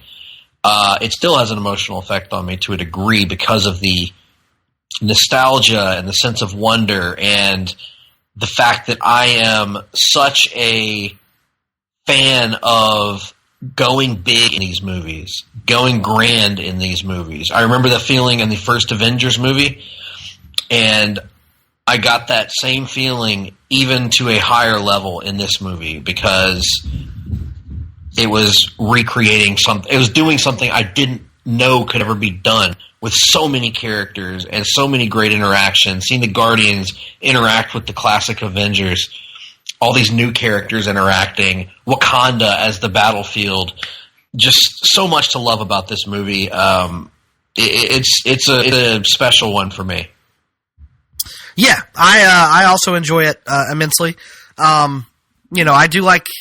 I've realized as we've gone throughout this project that I prefer my MCU movies where we get a little bit more character development than I think we got here, just because there's no time really for character development other than perhaps, as you said, Thanos. But still a movie I enjoy immensely, and yeah, not a whole lot really bad to say about it. Just for me, upon reflection, probably still not in that upper tier of Marvel movies. But again, part of that is because it feels a tad incomplete to me. I wonder if perhaps Endgame might not help this to retroactively rise in my rankings down the road at some point. But for now, I have it where I have it, which we'll unveil in just a moment. Indeed so. So let's get to it. This is where we reveal our rankings, and we start with the critical rankings of the MCU to this point. So, Nick, let the folks at home listening to our show, or wherever they may be, hear about the critical consensus about this film. And fan consensus, by the way. And I'll be happy to do that in just a moment as I stall for time, much like Greg often does. Let me see here. 1, 2, 3, 4. All right, so here we go. As you guys know, the way we do this, we combine the Rotten Tomatoes score, the Metacritic score, and the IMDb score, all on a scale of 1 to 100, meaning a film can have a maximum of 300 points. So here we go. In reverse order from now 19, I believe that's right. Counting again to make sure that's right. 7, 8, 9, 10, 11, 12. Yep, 19 to 1. Here we go. At number 19, Thor: The Dark World with 190 points. At number 18, The Incredible Hulk with 196 points. At 17, Iron Man 2 with 200 points. At 16, Thor with 204 points. At 15, Iron Man 3 with 213. At 14, Captain America: The First Avenger with 214. At 13, Age of Ultron with 215. At 12, Ant-Man with 219. At 11, Guardians of the Galaxy Volume 2 with 227. At 10, Doctor Strange with 236. And here we go, a tie for 8th, Greg, between Avengers Infinity War and Captain America the Winter Soldier with 237th. So that's interesting. There you go. So here are the films that are ranked ahead of Avengers Infinity War. At number 7, Spider-Man Homecoming with 240. At number 6, The Avengers with 242. At number 5, Captain America Civil War with 244. At number 4, Thor Ragnarok with 245. At number 3, Guardians of the Galaxy with 248. At number 2, Iron Man with 251. And at number 1, Black Panther with 259. Very good, Nick. Good work there, gathering all that and hunting it down and doing all the math in your head as well. Excellent job. Well, let's get to our personal rankings and see how recency bias affects us. And I will start us out then, and at what you refer to as number 19, correct? 19 films. At number 19, I have Doctor Strange. At number 18, I have The Incredible Hulk. At number 17, I have Thor: The Dark World. At number 16, I have Thor. At number 15, Captain America: The First Avenger. At number 14, Ant-Man. At number 13, Spider-Man: Homecoming. At number 12, Iron Man. At number 11, Iron Man 3. At number 10, Iron Man 2. At number 9, Avengers: Age of Ultron. At number 8, Black Panther. At number 7, Guardians of the Galaxy. At number 6, Marvel's The Avengers. At number 5, Thor Ragnarok. Number 4, Guardians of the Galaxy Volume 2.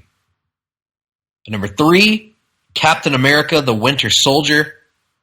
At number 2, Avengers Infinity War. And at number 1, still, Captain America Civil War. Interesting. Good stuff. Well, okay stuff, I suppose. Here's a better list. At 19, Ant-Man. At number 18, Iron Man 3. At number 17, The Incredible Hulk. At 16, Thor the Dark World. At 15, Doctor Strange. At 14, Iron Man 2. At 13, Thor Ragnarok. At 12, Captain America the First Avenger. At 11, Thor. At 10, Black Panther. At 9, Iron Man. At 8, Avengers Infinity War. Coming in 8th for me. At 7, Guardians of the Galaxy. At 6, Guardians of the Galaxy Volume 2. At 5, Spider-Man Homecoming. At 4, The Avengers. At 3, Avengers Age of Ultron. At 2, Captain America Civil War. And at 1, still reigning atop my rankings, Captain America the Winter Soldier. Quite frankly, you have a right to rank Age of Ultron that many spots ahead of Infinity War, even if it's wrong. Well, quite frankly. Again, I have a feeling, I honestly believe that once we see Endgame, my entire outlook on Infinity War may change, because the incompleteness of it bothers me more than it does you.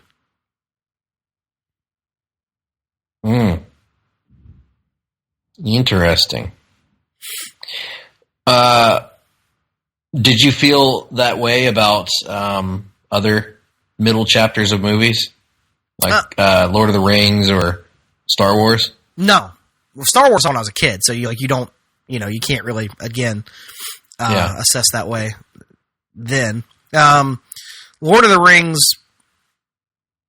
no, because Lord of the Rings always you knew that was one big long thing. You know what I mean?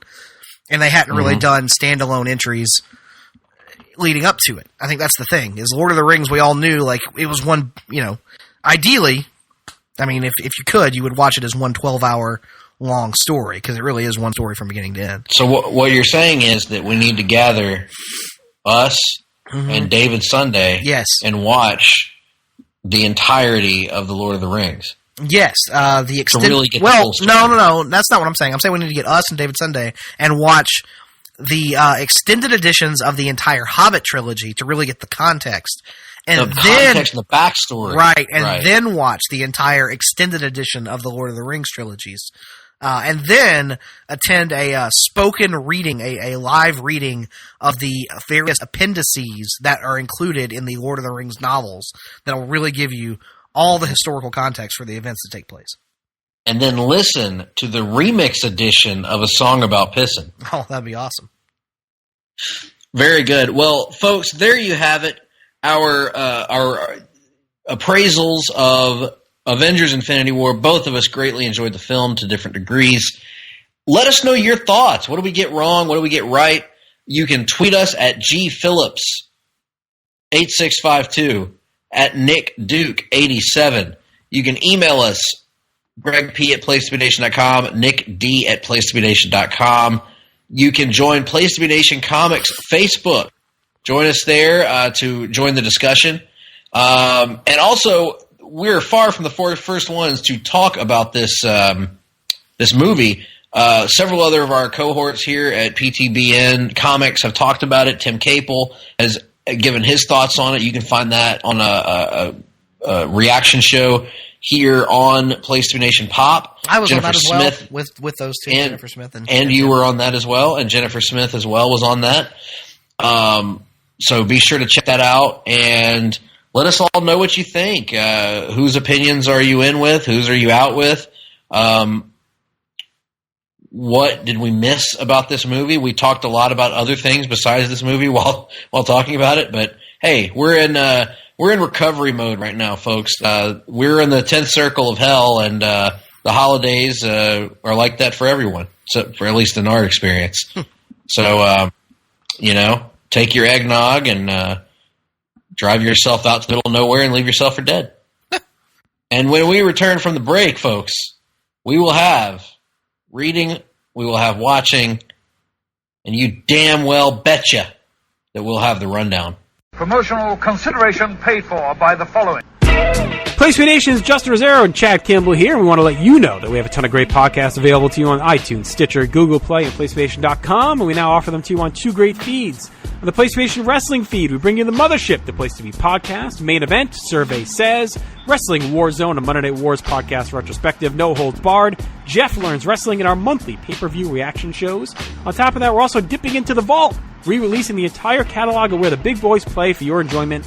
And in addition to these full-length shows, we also deliver special network pod blasts on topics old and new.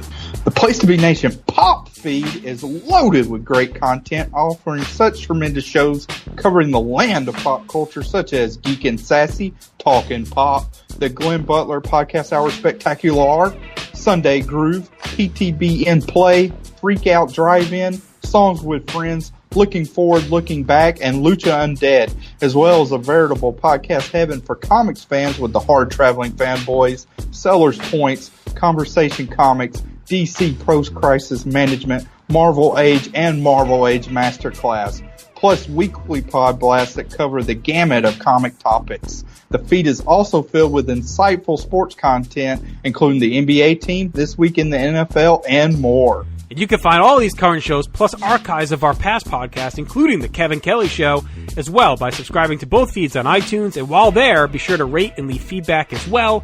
All of these shows, plus others available at PlayStation.com. We cover pro wrestling, sports, movies, comics, in-depth stretch projects, and more. Be sure to support our site by using PlayStation.com/Amazon while doing your online shopping. And download our free PTB Vintage Vault Refresh ebooks via the links on our site. We also want to thank our friends at Boneheads Wing Bar, ProWrestlingOnly.com, and TheHistoryOfWrestling.com. Be sure to follow us on Facebook, Twitter, Instagram, and Tumblr as well. PlayStation.com, the only place to be in your pop culture world.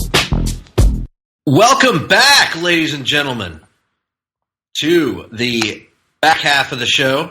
We thank you for sticking around with us this long. We thank you for your patience as our tired ramblings have continued. And we are here to talk to you really about the rundown. Oh, welcome to that rundown, the kooky rundown. Yeah. That's right, the rundown. Our weekly look at the news, the PN news and notes in the world of comics. And Nick, why don't we start right out of the gates with our beloved CWDC universe? Why don't we do that?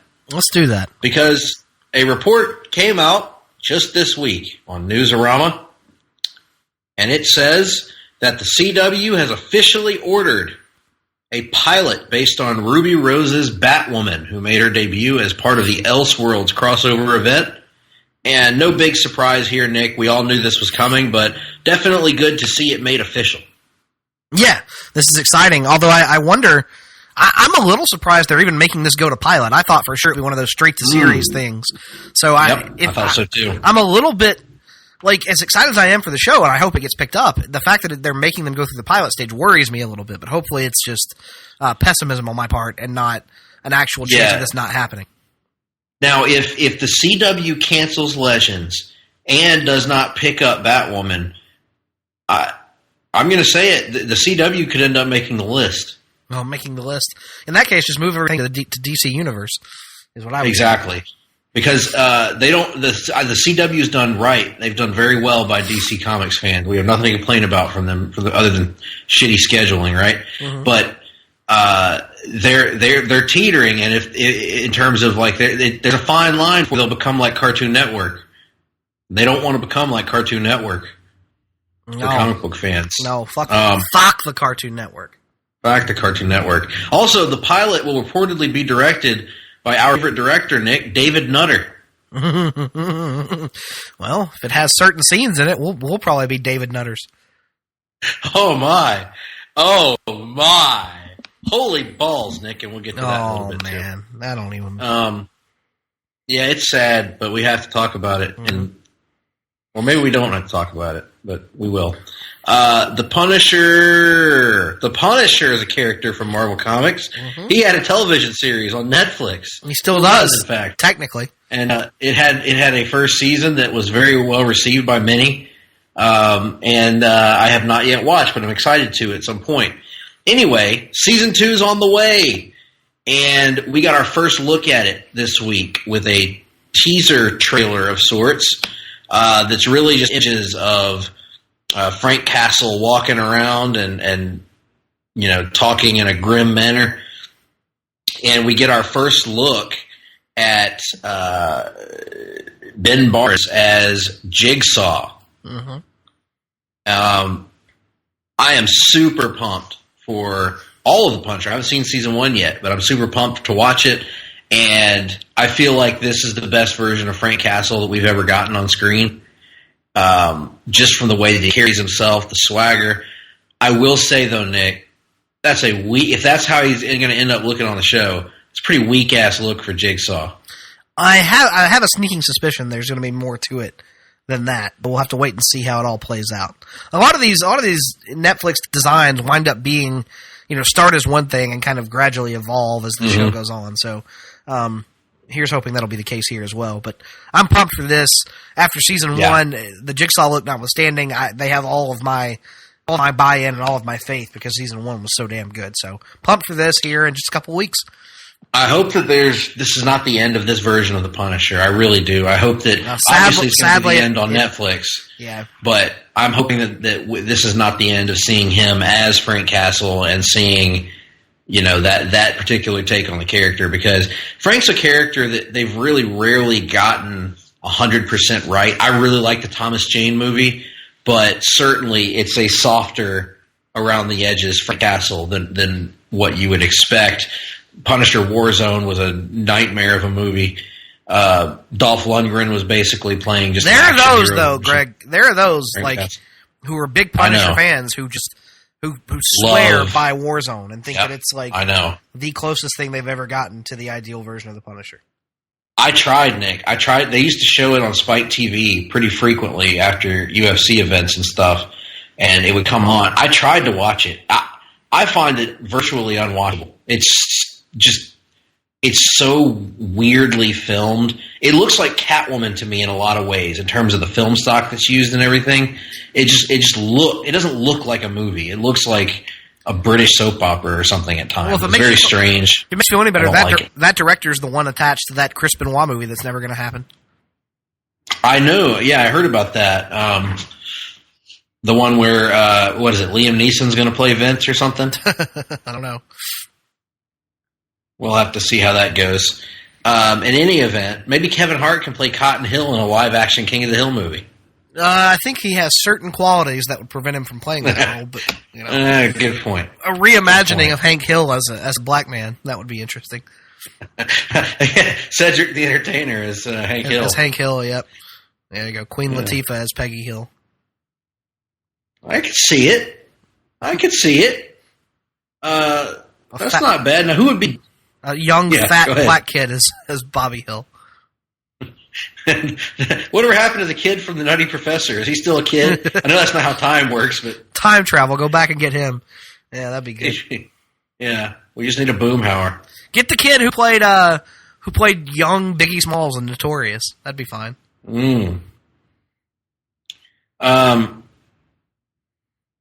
This is all good. Yep. This is all good stuff. Where was I? Yes, the end of the rundown. That's all we got this week. No, there's one more thing. No, it's not. There's one more thing because we haven't talked about it yet, even though I had it pulled up and just dropped the window for no apparent reason. We're going to move to the world of comics because we got a report that came out that just very shortly after the removal of the Benson sisters as the writer of DC Comics' Green Arrow, we found out that DC's Green Arrow ongoing series will be ending with March's number 50. This is, again, literally just a couple months, really, after the Benson sisters were unceremoniously removed from the title and replaced with a new creative team. Well, the series co-writer Jackson Lansing, part of that new creative team, tweeted that this will be the end of the series, They would have loved to craft a robust long run for Ollie and Dinah, but the universe had other plans, and he looks forward to reading them as a fan. He said, he also said, very cool things are on the horizon. Nick, nothing about this sounds good to me. No, it sounds like more Dan DiDio bullshit.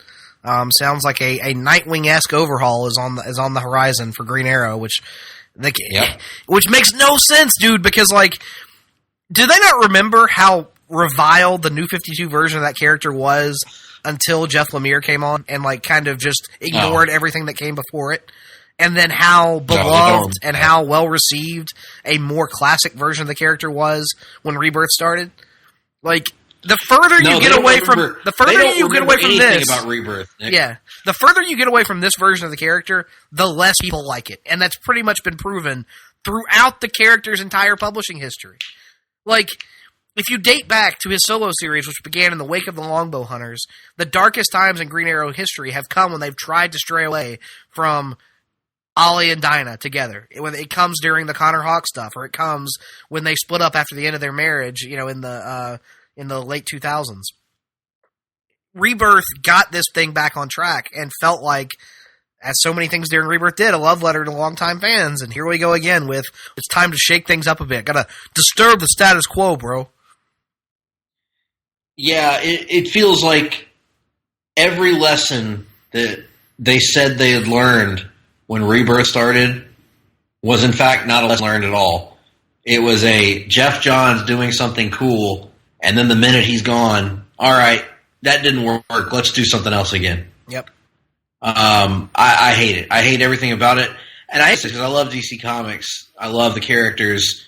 But and I don't want to be reactionary because I'm not reading enough of the titles to really know what's going on in them. But I will say that when you look at it from a macro perspective, it sure feels to me, and maybe I'm way off base here, Nick, but it feels to me like we're getting so far away from the core of that promise of what Rebirth was that had so many people so energized about DC Comics. And I'm not really – I can't say that I'm overly thrilled about the direction of anything right now in DC. Maybe, I got to catch up on Green Lantern and see what's going on there. I haven't read Shazam yet. I bought the first issue. But as far as the main – and I'm not reading Brian Bendis' Superman, so I shouldn't comment on that. But as far as these characters that I have an attachment to, whether it be Green Arrow, whether it be Nightwing, The Flash – gosh, it's Guy Gardner and people like that. It's awful hard to get excited about what's going on in DC right now. I tend to agree. There are a few bright spots here and there. You and I disagree about the Tom King stuff, and you have Doomsday Clock, which is still ongoing, and as you said, Shazam. Yes. But it feels like the things that we were so excited about just 3 years ago are not really a part of the company's direction at this point. Right. It feels like we're like you said, to use the shaking things up a bit analogy, it feels like we're leaving the Attitude Era and entering the ruthless aggression era. And whether that's a good thing is up to the viewer to decide. But I don't know. We'll see what happens here. But nonetheless, that is the end of the rundown. We have no more running down to do. But we do have a segment where we talk about everything that we've read and watched comic book related in recent memory. It's a segment that we, of course, like to call Reading and Watching. Reading, watching. What have you been reading and watching? Oh, yeah. Nick, what you been reading? Nothing. Samesies. I have Shazam #1, but I haven't read it yet. Well, I got a big-ass stack of comics that I haven't read yet. I'll work on them at some point, I guess. Me too. Well, what you been watching? Man, I watched a lot of stuff. So, following on from our last episode where we did Reading and Watching, which has been a few weeks now, as you know, I completed Iron Fist Season 2 on Netflix, and so I just moved right on to the next thing there on the Netflix machine, the Marvel Netflix machine, and I finally got around to Daredevil Season 3. The This is a season that has enjoyed a lot of critical praise, but has had a little bit of a more mild response from our good friend Tim Capel, who's a big Daredevil fan. I held his opinions on Daredevil in very high esteem, so I was not really sure what to expect coming into the season. And you have not seen it yet. I hope that you will watch it at some point, so I will keep I will try not to spoil anything to the best of my ability. Suffice it to say, I fucking love this season. It's tough for me in terms of whether it's better than season 1 or not, but I think it's right there with season 1. It, to me, enters that. If you're talking about the Marvel Netflix seasons, I have Jessica Jones season 1 on like this tier unto itself. But this is right there for me. Daredevil season 1, Punisher season 1, and Jessica Jones season 2 in terms of just outstanding television. The kind of television that we were so excited about the Marvel Netflix universe producing back when Daredevil season 1, first dropped. I can't really say enough good things about it. Something interesting to do for virtually all of the main cast. Vincent D'Onofrio continues to be amazing as this version of the Kingpin. Charlie Cox as Matt Murdock continues to knock it out of the park. I forget the guy's name who plays Foggy, but Foggy is great. Karen Page is even better, I think, in this season. And good stuff all around. Good stuff all around. How much does she cry? She cries some, but she is put through quite the set of circumstances in the season, and we get the reveal of her backstory as well that has been teased out for a little while, which is different than the one from the comics, but one works for me. So it's good stuff. Very good. I am looking forward to watching this season at some point. And an outstanding version of Bullseye. Like, love the way they do introduce Bullseye. A little bit of heavy-handedness at times in his flashbacks, but other than that, great character. Does Vanessa show up? Do you want me to tell you? No, don't tell me. That was just an excuse to say Vanessa. Mm-hmm. But I am looking forward to watching this at some point. As you know, I wasn't super high on season 2 of Daredevil, but I love season 1, and I generally like most of the cast. And so I'm going to watch it at some point. I just, I get clicking things on whether I have to watch Defenders before I watch it, and I'm really not excited about watching Defenders. So that's another thing a hurdle I have to overcome. Do you feel I have to watch Defenders before I watch Daredevil? Yeah, I kind of feel like you need to see like where he went and what happened to him and the context of it all. Yes. Fair enough. I shall endeavor to Defenders is not bad. Like, I don't know why people, Iron Fist is more of a chore because it's longer, and plus Defenders is only 8 episodes. Like, I don't think you'll dislike Defenders. I just don't think you'll be blown away by it. Well, I'll try to read the Wikipedia summary of Iron Fist season 1 or Iron Man season 1. Just watch Iron Fist, Greg. No, I need your thoughts on the Meachums and the fuck shit junk they were up to during season 1. And then I will move on to Defenders, Punisher. I really want to watch Punisher. I'm so excited to watch Punisher. You can watch Jessica Jones without anything. Like, Punisher doesn't really tie into the other shows at all. So I would just watch Punisher by itself if you wanted to. And then JJ season 2, super excited for, because like you, season 1 of Jessica Jones is my favorite of all the Netflix stuff to this point. So there's just so much to watch. But yeah, I'm looking forward to Daredevil. What else you been watching? I caught up, or I picked back up on DC Universe's Titans and finished the entire first season. I had only seen the first 2 episodes, so I jumped back in with whatever the third episode was, and then watched it through its conclusion over the course of a few days. And I liked it. I don't think I liked it as much as other people that we have talked to did. I know Russell is a big fan. I know Todd Weber, the manager, was a big fan. To me, I think it has pacing issues, especially in the back half of the season when it decides to take these very weird, random episode-long asides right in the midst of like all the action coming to a head with the main plot, and you kind of leave that behind for an entire episode. It's a little frustrating in that regard. I also think that it's very concerned with like building this expansive universe, sometimes at the expense of the story it is trying to tell. As well done as I think the Hawk and Dove origins were, ultimately, in my opinion, they don't really play any kind of a big role in the story of what season 1 was. Same thing goes for the Doom Patrol, honestly. Like, I know you were a big fan of that episode. It didn't work as well for me, but it just felt like this unnecessary detour. I'm hesitating because I don't want to give too much away about the ending. It becomes especially frustrating that we got these detours when I feel like the season had more story to tell. I'll put it that way. And I feel like they could have used the real estate that they had in those 11 episodes a little bit better to tell a more focused story. But that being said, the performances are mostly good. The writing is mostly good, even if there is a twist near the end that I think everyone has seen coming. But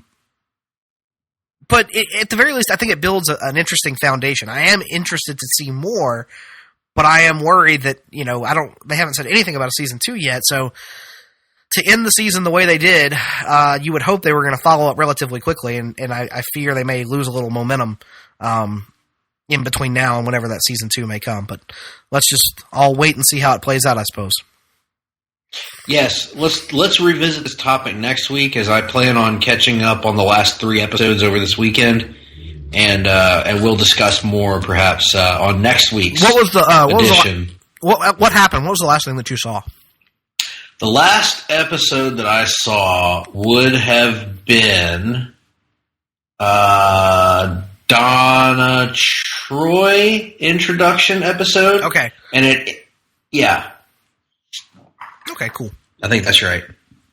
So there's 3 more left. Yes, that is accurate. Yeah, because then you have a Starfire focused episode, and then 2 more episodes after that. So, at any point, do we get a Starfire episode? No, but that's coming whenever we do the Southern expansion of DC Universe. Well played. All right, what else you been watching? Not really new information, but I also, because the first 3 episodes of Young Justice Season 3 are finally out there on DC Universe, I've been rewatching Young Justice from the beginning because I want to try to remind myself of everything that happened. So I'm about 2/3 of the way through Season 1 thus far, and my thoughts from all those years ago return. Fuck Cartoon Network for ever canceling this show. It was excellent. It provided something unique in animated entertainment, I think, in terms of a show that kids and parents could watch together, and it reminds you that kids will enjoy things like this because kids aren't stupid. Yep. I don't know. I love this show. Can't wait for season 3, and we'll talk about that whenever I get there, I'm sure. Absolutely. And now DC Universe is showing episodes of Green Lantern, the animated series. Right. Which, I'm not saying that there's a chance that it could happen, but boy, it would be great if they brought that show back. Yeah, it would. Yes, it would. We'll see. Maybe. I'm not going to get my hopes up, though. I feel like getting one resurrection was already unlikely enough. That what are the odds? Yes, miraculous. Yeah. Absolutely. Looking forward to season 3 of Young Justice. Anything else that you've been viewing or watching? No. As for me, I rewatched Black Panther, watched it with my parents who had not seen it. They both enjoyed the film. And, of course, it remains excellent, as we've talked about here on the show. And that's about it, I think. I watched a few minutes of Justice League on TV. It came on HBO while I was home. And, there's still some things I like and still some things that I really don't like. And we've talked about that. We had so much praise for the CGI in Infinity War earlier, Nick, and so much praise for the CGI in Aquaman last week. Holy Lord. Justice League has some of the worst in a modern. I mean, it's CGI that looks like. So while I was home, I rewatched for the first time in a long time the movie I Am Legend. Yeah. A movie that has legendarily bad CGI, but has a good movie around it. Right. Well, Justice League is a not good movie surrounded by I Am Legend level CGI. Yes. Well, here's the problem. I Am Legend came out over a decade ago. Yes. And Justice League looks like a film that was made over a decade ago. So anyway, that's just an interesting thing there. I didn't watch the whole thing. There are still some things that I like about the movie, but it's just, gosh, I feel like it's a movie, Nick, that's going to get worse as it ages. Oh, I had no doubt of that as soon as I walked out of the theater, because I remember, like, I have not seen it since, but I know that walking out of the theater, I went, that was okay, I guess, and I knew it was going to be one of those movies that the negative was going to stick with me a lot more than the positive was. As we sit here today, I'm struggling to remember any of the positive from it. Wonder Woman, I feel confident it was still pretty good. Jason Momoa's Aquaman, and the scene where they're sitting around and he has the lasso around him and doesn't realize it. That was good. Yep, and then of course Superman near the end of the film when he shows up. Superman, yeah, when he finally arrives, yeah, Superman was very good. But really, any of the stuff with Lois was good. But yeah, not a large percentage of the film for sure. No, and give none. I don't care. Give me none of the Ezra Miller Barry Allen. I don't want it. Not for me. Nope. Not for me. Not. I'm actually lower on it now than I was then. It's the worst thing in that film, and that's a bad film. Like I have just seen the Flash in a good Justice League on Elseworlds. That's my Flash. That's all I need. Yep. So, anyway, that's all I've got for watching as well. So let's bring a merciful end to our long ramblings here. But before we end the show, we will give you, first of all, a preview of what's to come in the coming weeks. We have a countdown coming up of the worst character changes in comics. Mm-hmm. Not sure when we're going to drop that one, but it's on the schedule to do at some point. That should be a fun one. We are tentatively planning, and as I mentioned, tentatively, because we always have the ability to change our schedule up at a moment's notice. We are planning to review a book that is near and dear to the heart of one, the stone cold heart of one Nicholas Duke. And that's a book called Batman R.I.P. And you see, this is penance to Mr. Duke for forcing me to read Hush Returns all those months ago. Last year. 1 year ago. So we'll see if we can work that in. Hopefully we'll get to that this month.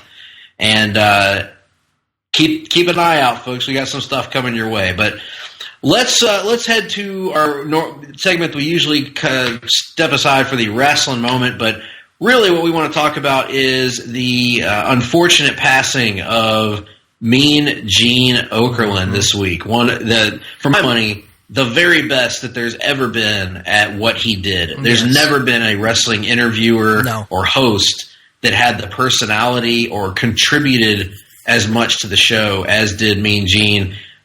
What a lot of people remember about him is, him standing there for interviews and asking questions to Hogan or Savage or whoever. But what a lot of people may not remember, except the more hardcore wrestling fans, is just how damn funny the guy was. One of the funniest people who has ever been in the business. Impeccable timing, whether it was in his more serious responses to questions, his timing of the questions, or his comedic reaction to things. One of the best improvisers, and in subtle ways. Nothing that you would ever, he was never the focus of any segment he was ever in, but one of the best improvisers and just, best all around to ever do it is all I can say. Voice of my childhood is something that I think has gotten overplayed by a lot of people in years, because you could really say that about Gorilla Monsoon or Bobby Heenan or any number of wrestling personalities. But if you're going to say that, it applies just as much to Mean Gene as it does to any of those guys. So huge loss. Yeah, and even as simple as it is, the subtle comedy of listening to an insane, over-the-top rant from the Ultimate Warrior backstage that is talking about gods and planes and other dimensions, and Mean Gene's just sitting there tapping his chin with his finger as if it's the most compelling idea he's ever heard in his life, and occasionally cutting his eyes into the camera. Yep, Yeah, just like it was. There's just a level of absurdist humor there that works and always worked from him that no one else has ever really gotten. No phony smile, just and then of course when he got a chance to really show his personality, whether it's the blooper reels you can find on YouTube, or whether it was even in some of the promos that made the air, talking about going to a pole vaulting competition in Ric Flair's suite, or telling Sean O'Hare to blow it out his ass. There's just so many great memories for him. So he will be missed dearly. And luckily, we're in an era where we can go on and watch pretty much anything he ever did on the WWE Network. So I'm planning on enjoying some of that hopefully this weekend. But also in the wrestling world, neither of us have had a chance to watch it yet, but Wrestle Kingdom 13 is airing, has aired actually this morning. And neither of us have had a chance to watch it, Nick, but I'm really excited for that show. I'm actually, as soon as we get off the air, I'm going to fire that up and start watching as much as I can. Sounds like a plan. I'm looking forward to it as well. And with that being said, folks, that will wrap up the Wrestling Minute. And we will jump back into our usual strategy next week, talking more about the weekend events in WWE and maybe a little bit of All Elite Wrestling, which we're going to touch on that. Yeah, good point. A burgeoning thing that we need to discuss, but that we'll save that for a week when we have. My God, when we have more more time. But as we sign off here, as we do each and every week here on the old hard-traveling airwaves, I'm going to exit with a little musical number from Jim Ross. You can actually hear the band getting set up in the background. That's what all the rattling and stuff is. They're moving equipment onto the stage. JR likes his stage set up a certain way, which you can't blame him. Art is art. But a little special treat here this week as JR is going to be joined by a couple of friends here. There's a couple of spoken word parts in this number, from what I understand. I don't know who the friends are. They're special guests that he's just going to kind of bring it on his own. So your guess is as good as mine, folks. I'm on the edge of my seat wondering who's going to walk through the door of the L-Shaped Studios. So with that being said, I'm going to turn it over to JR and his amazing friends. Well, once again, I wish I could say that I was happy to be here, but I'm not. You see, I would rather be in Norman, Oklahoma, enjoying a crisp winter breeze, sitting here thinking about Baker Mayfield and what he is going to do in the 2018-19 NFL season. But instead, I'm here in the Hard-Traveling Studios. Nothing else to do with my life. So I'm going to sit here and I'm going to sing you a little tune that I used to hear on the radio quite a bit. I used to sit here and I used to listen to it quite often. And it goes a little something. Well, it goes like this. Hello, everyone. This is your action news reporter with all the news that is news across the nation. On the screen and the scene at the supermarket. Well, it seems to have been some disturbance here. Pardon me, sir. Did you see what happened? Yeah, I did. I was standing over there by the tomatoes, and here he come, running the cold beans, through the fruits and vegetables, naked as a jaybird. And I hollered over to Ethel. I said, "Don't look, Ethel," but it's too late. She'd already been incensed. Here he comes. Look at that. Look at that. There he goes. Look at that. Look at that. And he ain't wearing no clothes. Yes, they call him the Streak. Look at that. Look at that. The fastest thing on 2 feet. He's just as proud as he can be of anatomy. And he's going to give us pink, quite frankly. Just like Naked Midian. Now, Naked Midian was a character that, I get it. Oh, he's naked. It's funny. But Naked Midian had legs, ladies and gentlemen. Naked Midian was a character that drew the third largest rating in the month of February in the history of this business.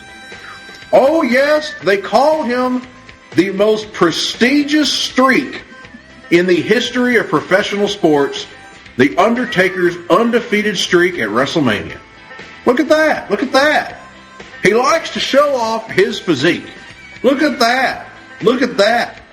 If there is an audience to be found for Booger Red, he'll be streaking around half dead, inviting public critique. of his performance. Well, this is your Action News reporter once again, and we're here at the gas station.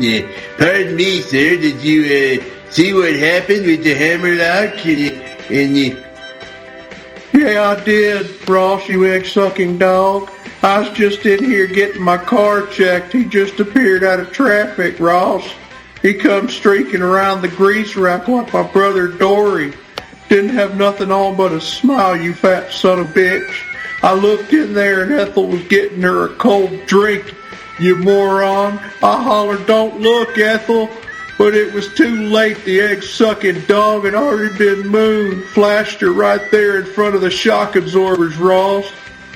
He ain't crude. Look at that, look at that. He ain't lewd. Look at that, look at that. He's just in the mood to run in the nude. Sorry, that's my throat there. Oh, yes, they call him Streak. Look at that, look at that. He likes to run and turn, rather, the other cheek. Look at that, look at that. He is always making the news wearing just his Jim Cornette tennis racket shoes. Guess you call him somewhat unique. Well, once again, your Action News reporter in the booth at the gym caught the disturbance at the basketball playoff. Pardon me, sir, did you see what happened? Yeah, I did.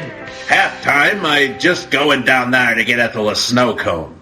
And here he come, right out of the cheap seats, dribbling in the middle of the court. Didn't have on nothing but his PFs. Made a hook shot and got out through the concession stand. I hollered up at Ethel, I said, but it was too late. She'd already got a free shot. Grandstanding right there in front of the home team. Oh, yeah! They call him the Streak. Ended at the hands of Brock Lesnar. The fastest thing on 2 feet. He's just as proud as he can be of his anatomy, which he called the Colonel, by the way. He's going to give us a peek. Reckon here he come again. Who's that with him? Jesse? Is that you, Jesse? What you think you're doing? What you think you're doing? Get your clothes on. Oh, yeah, they call him the Streak. The biggest attraction in this industry. And he likes to show off his physique. If there's an audience to be found, he will be streaking around, inviting public critique. Ethel, where are you going? Ethel, you shameless hussy. Say, is it so, Ethel? Ethel! Hard-Traveling Fanboys, Hard-Traveling Fanboys, Hard-Traveling Fanboys, Hard-Traveling Fanboys, Hard-Traveling Fanboys, Hard-Traveling Fanboys, Hard-Traveling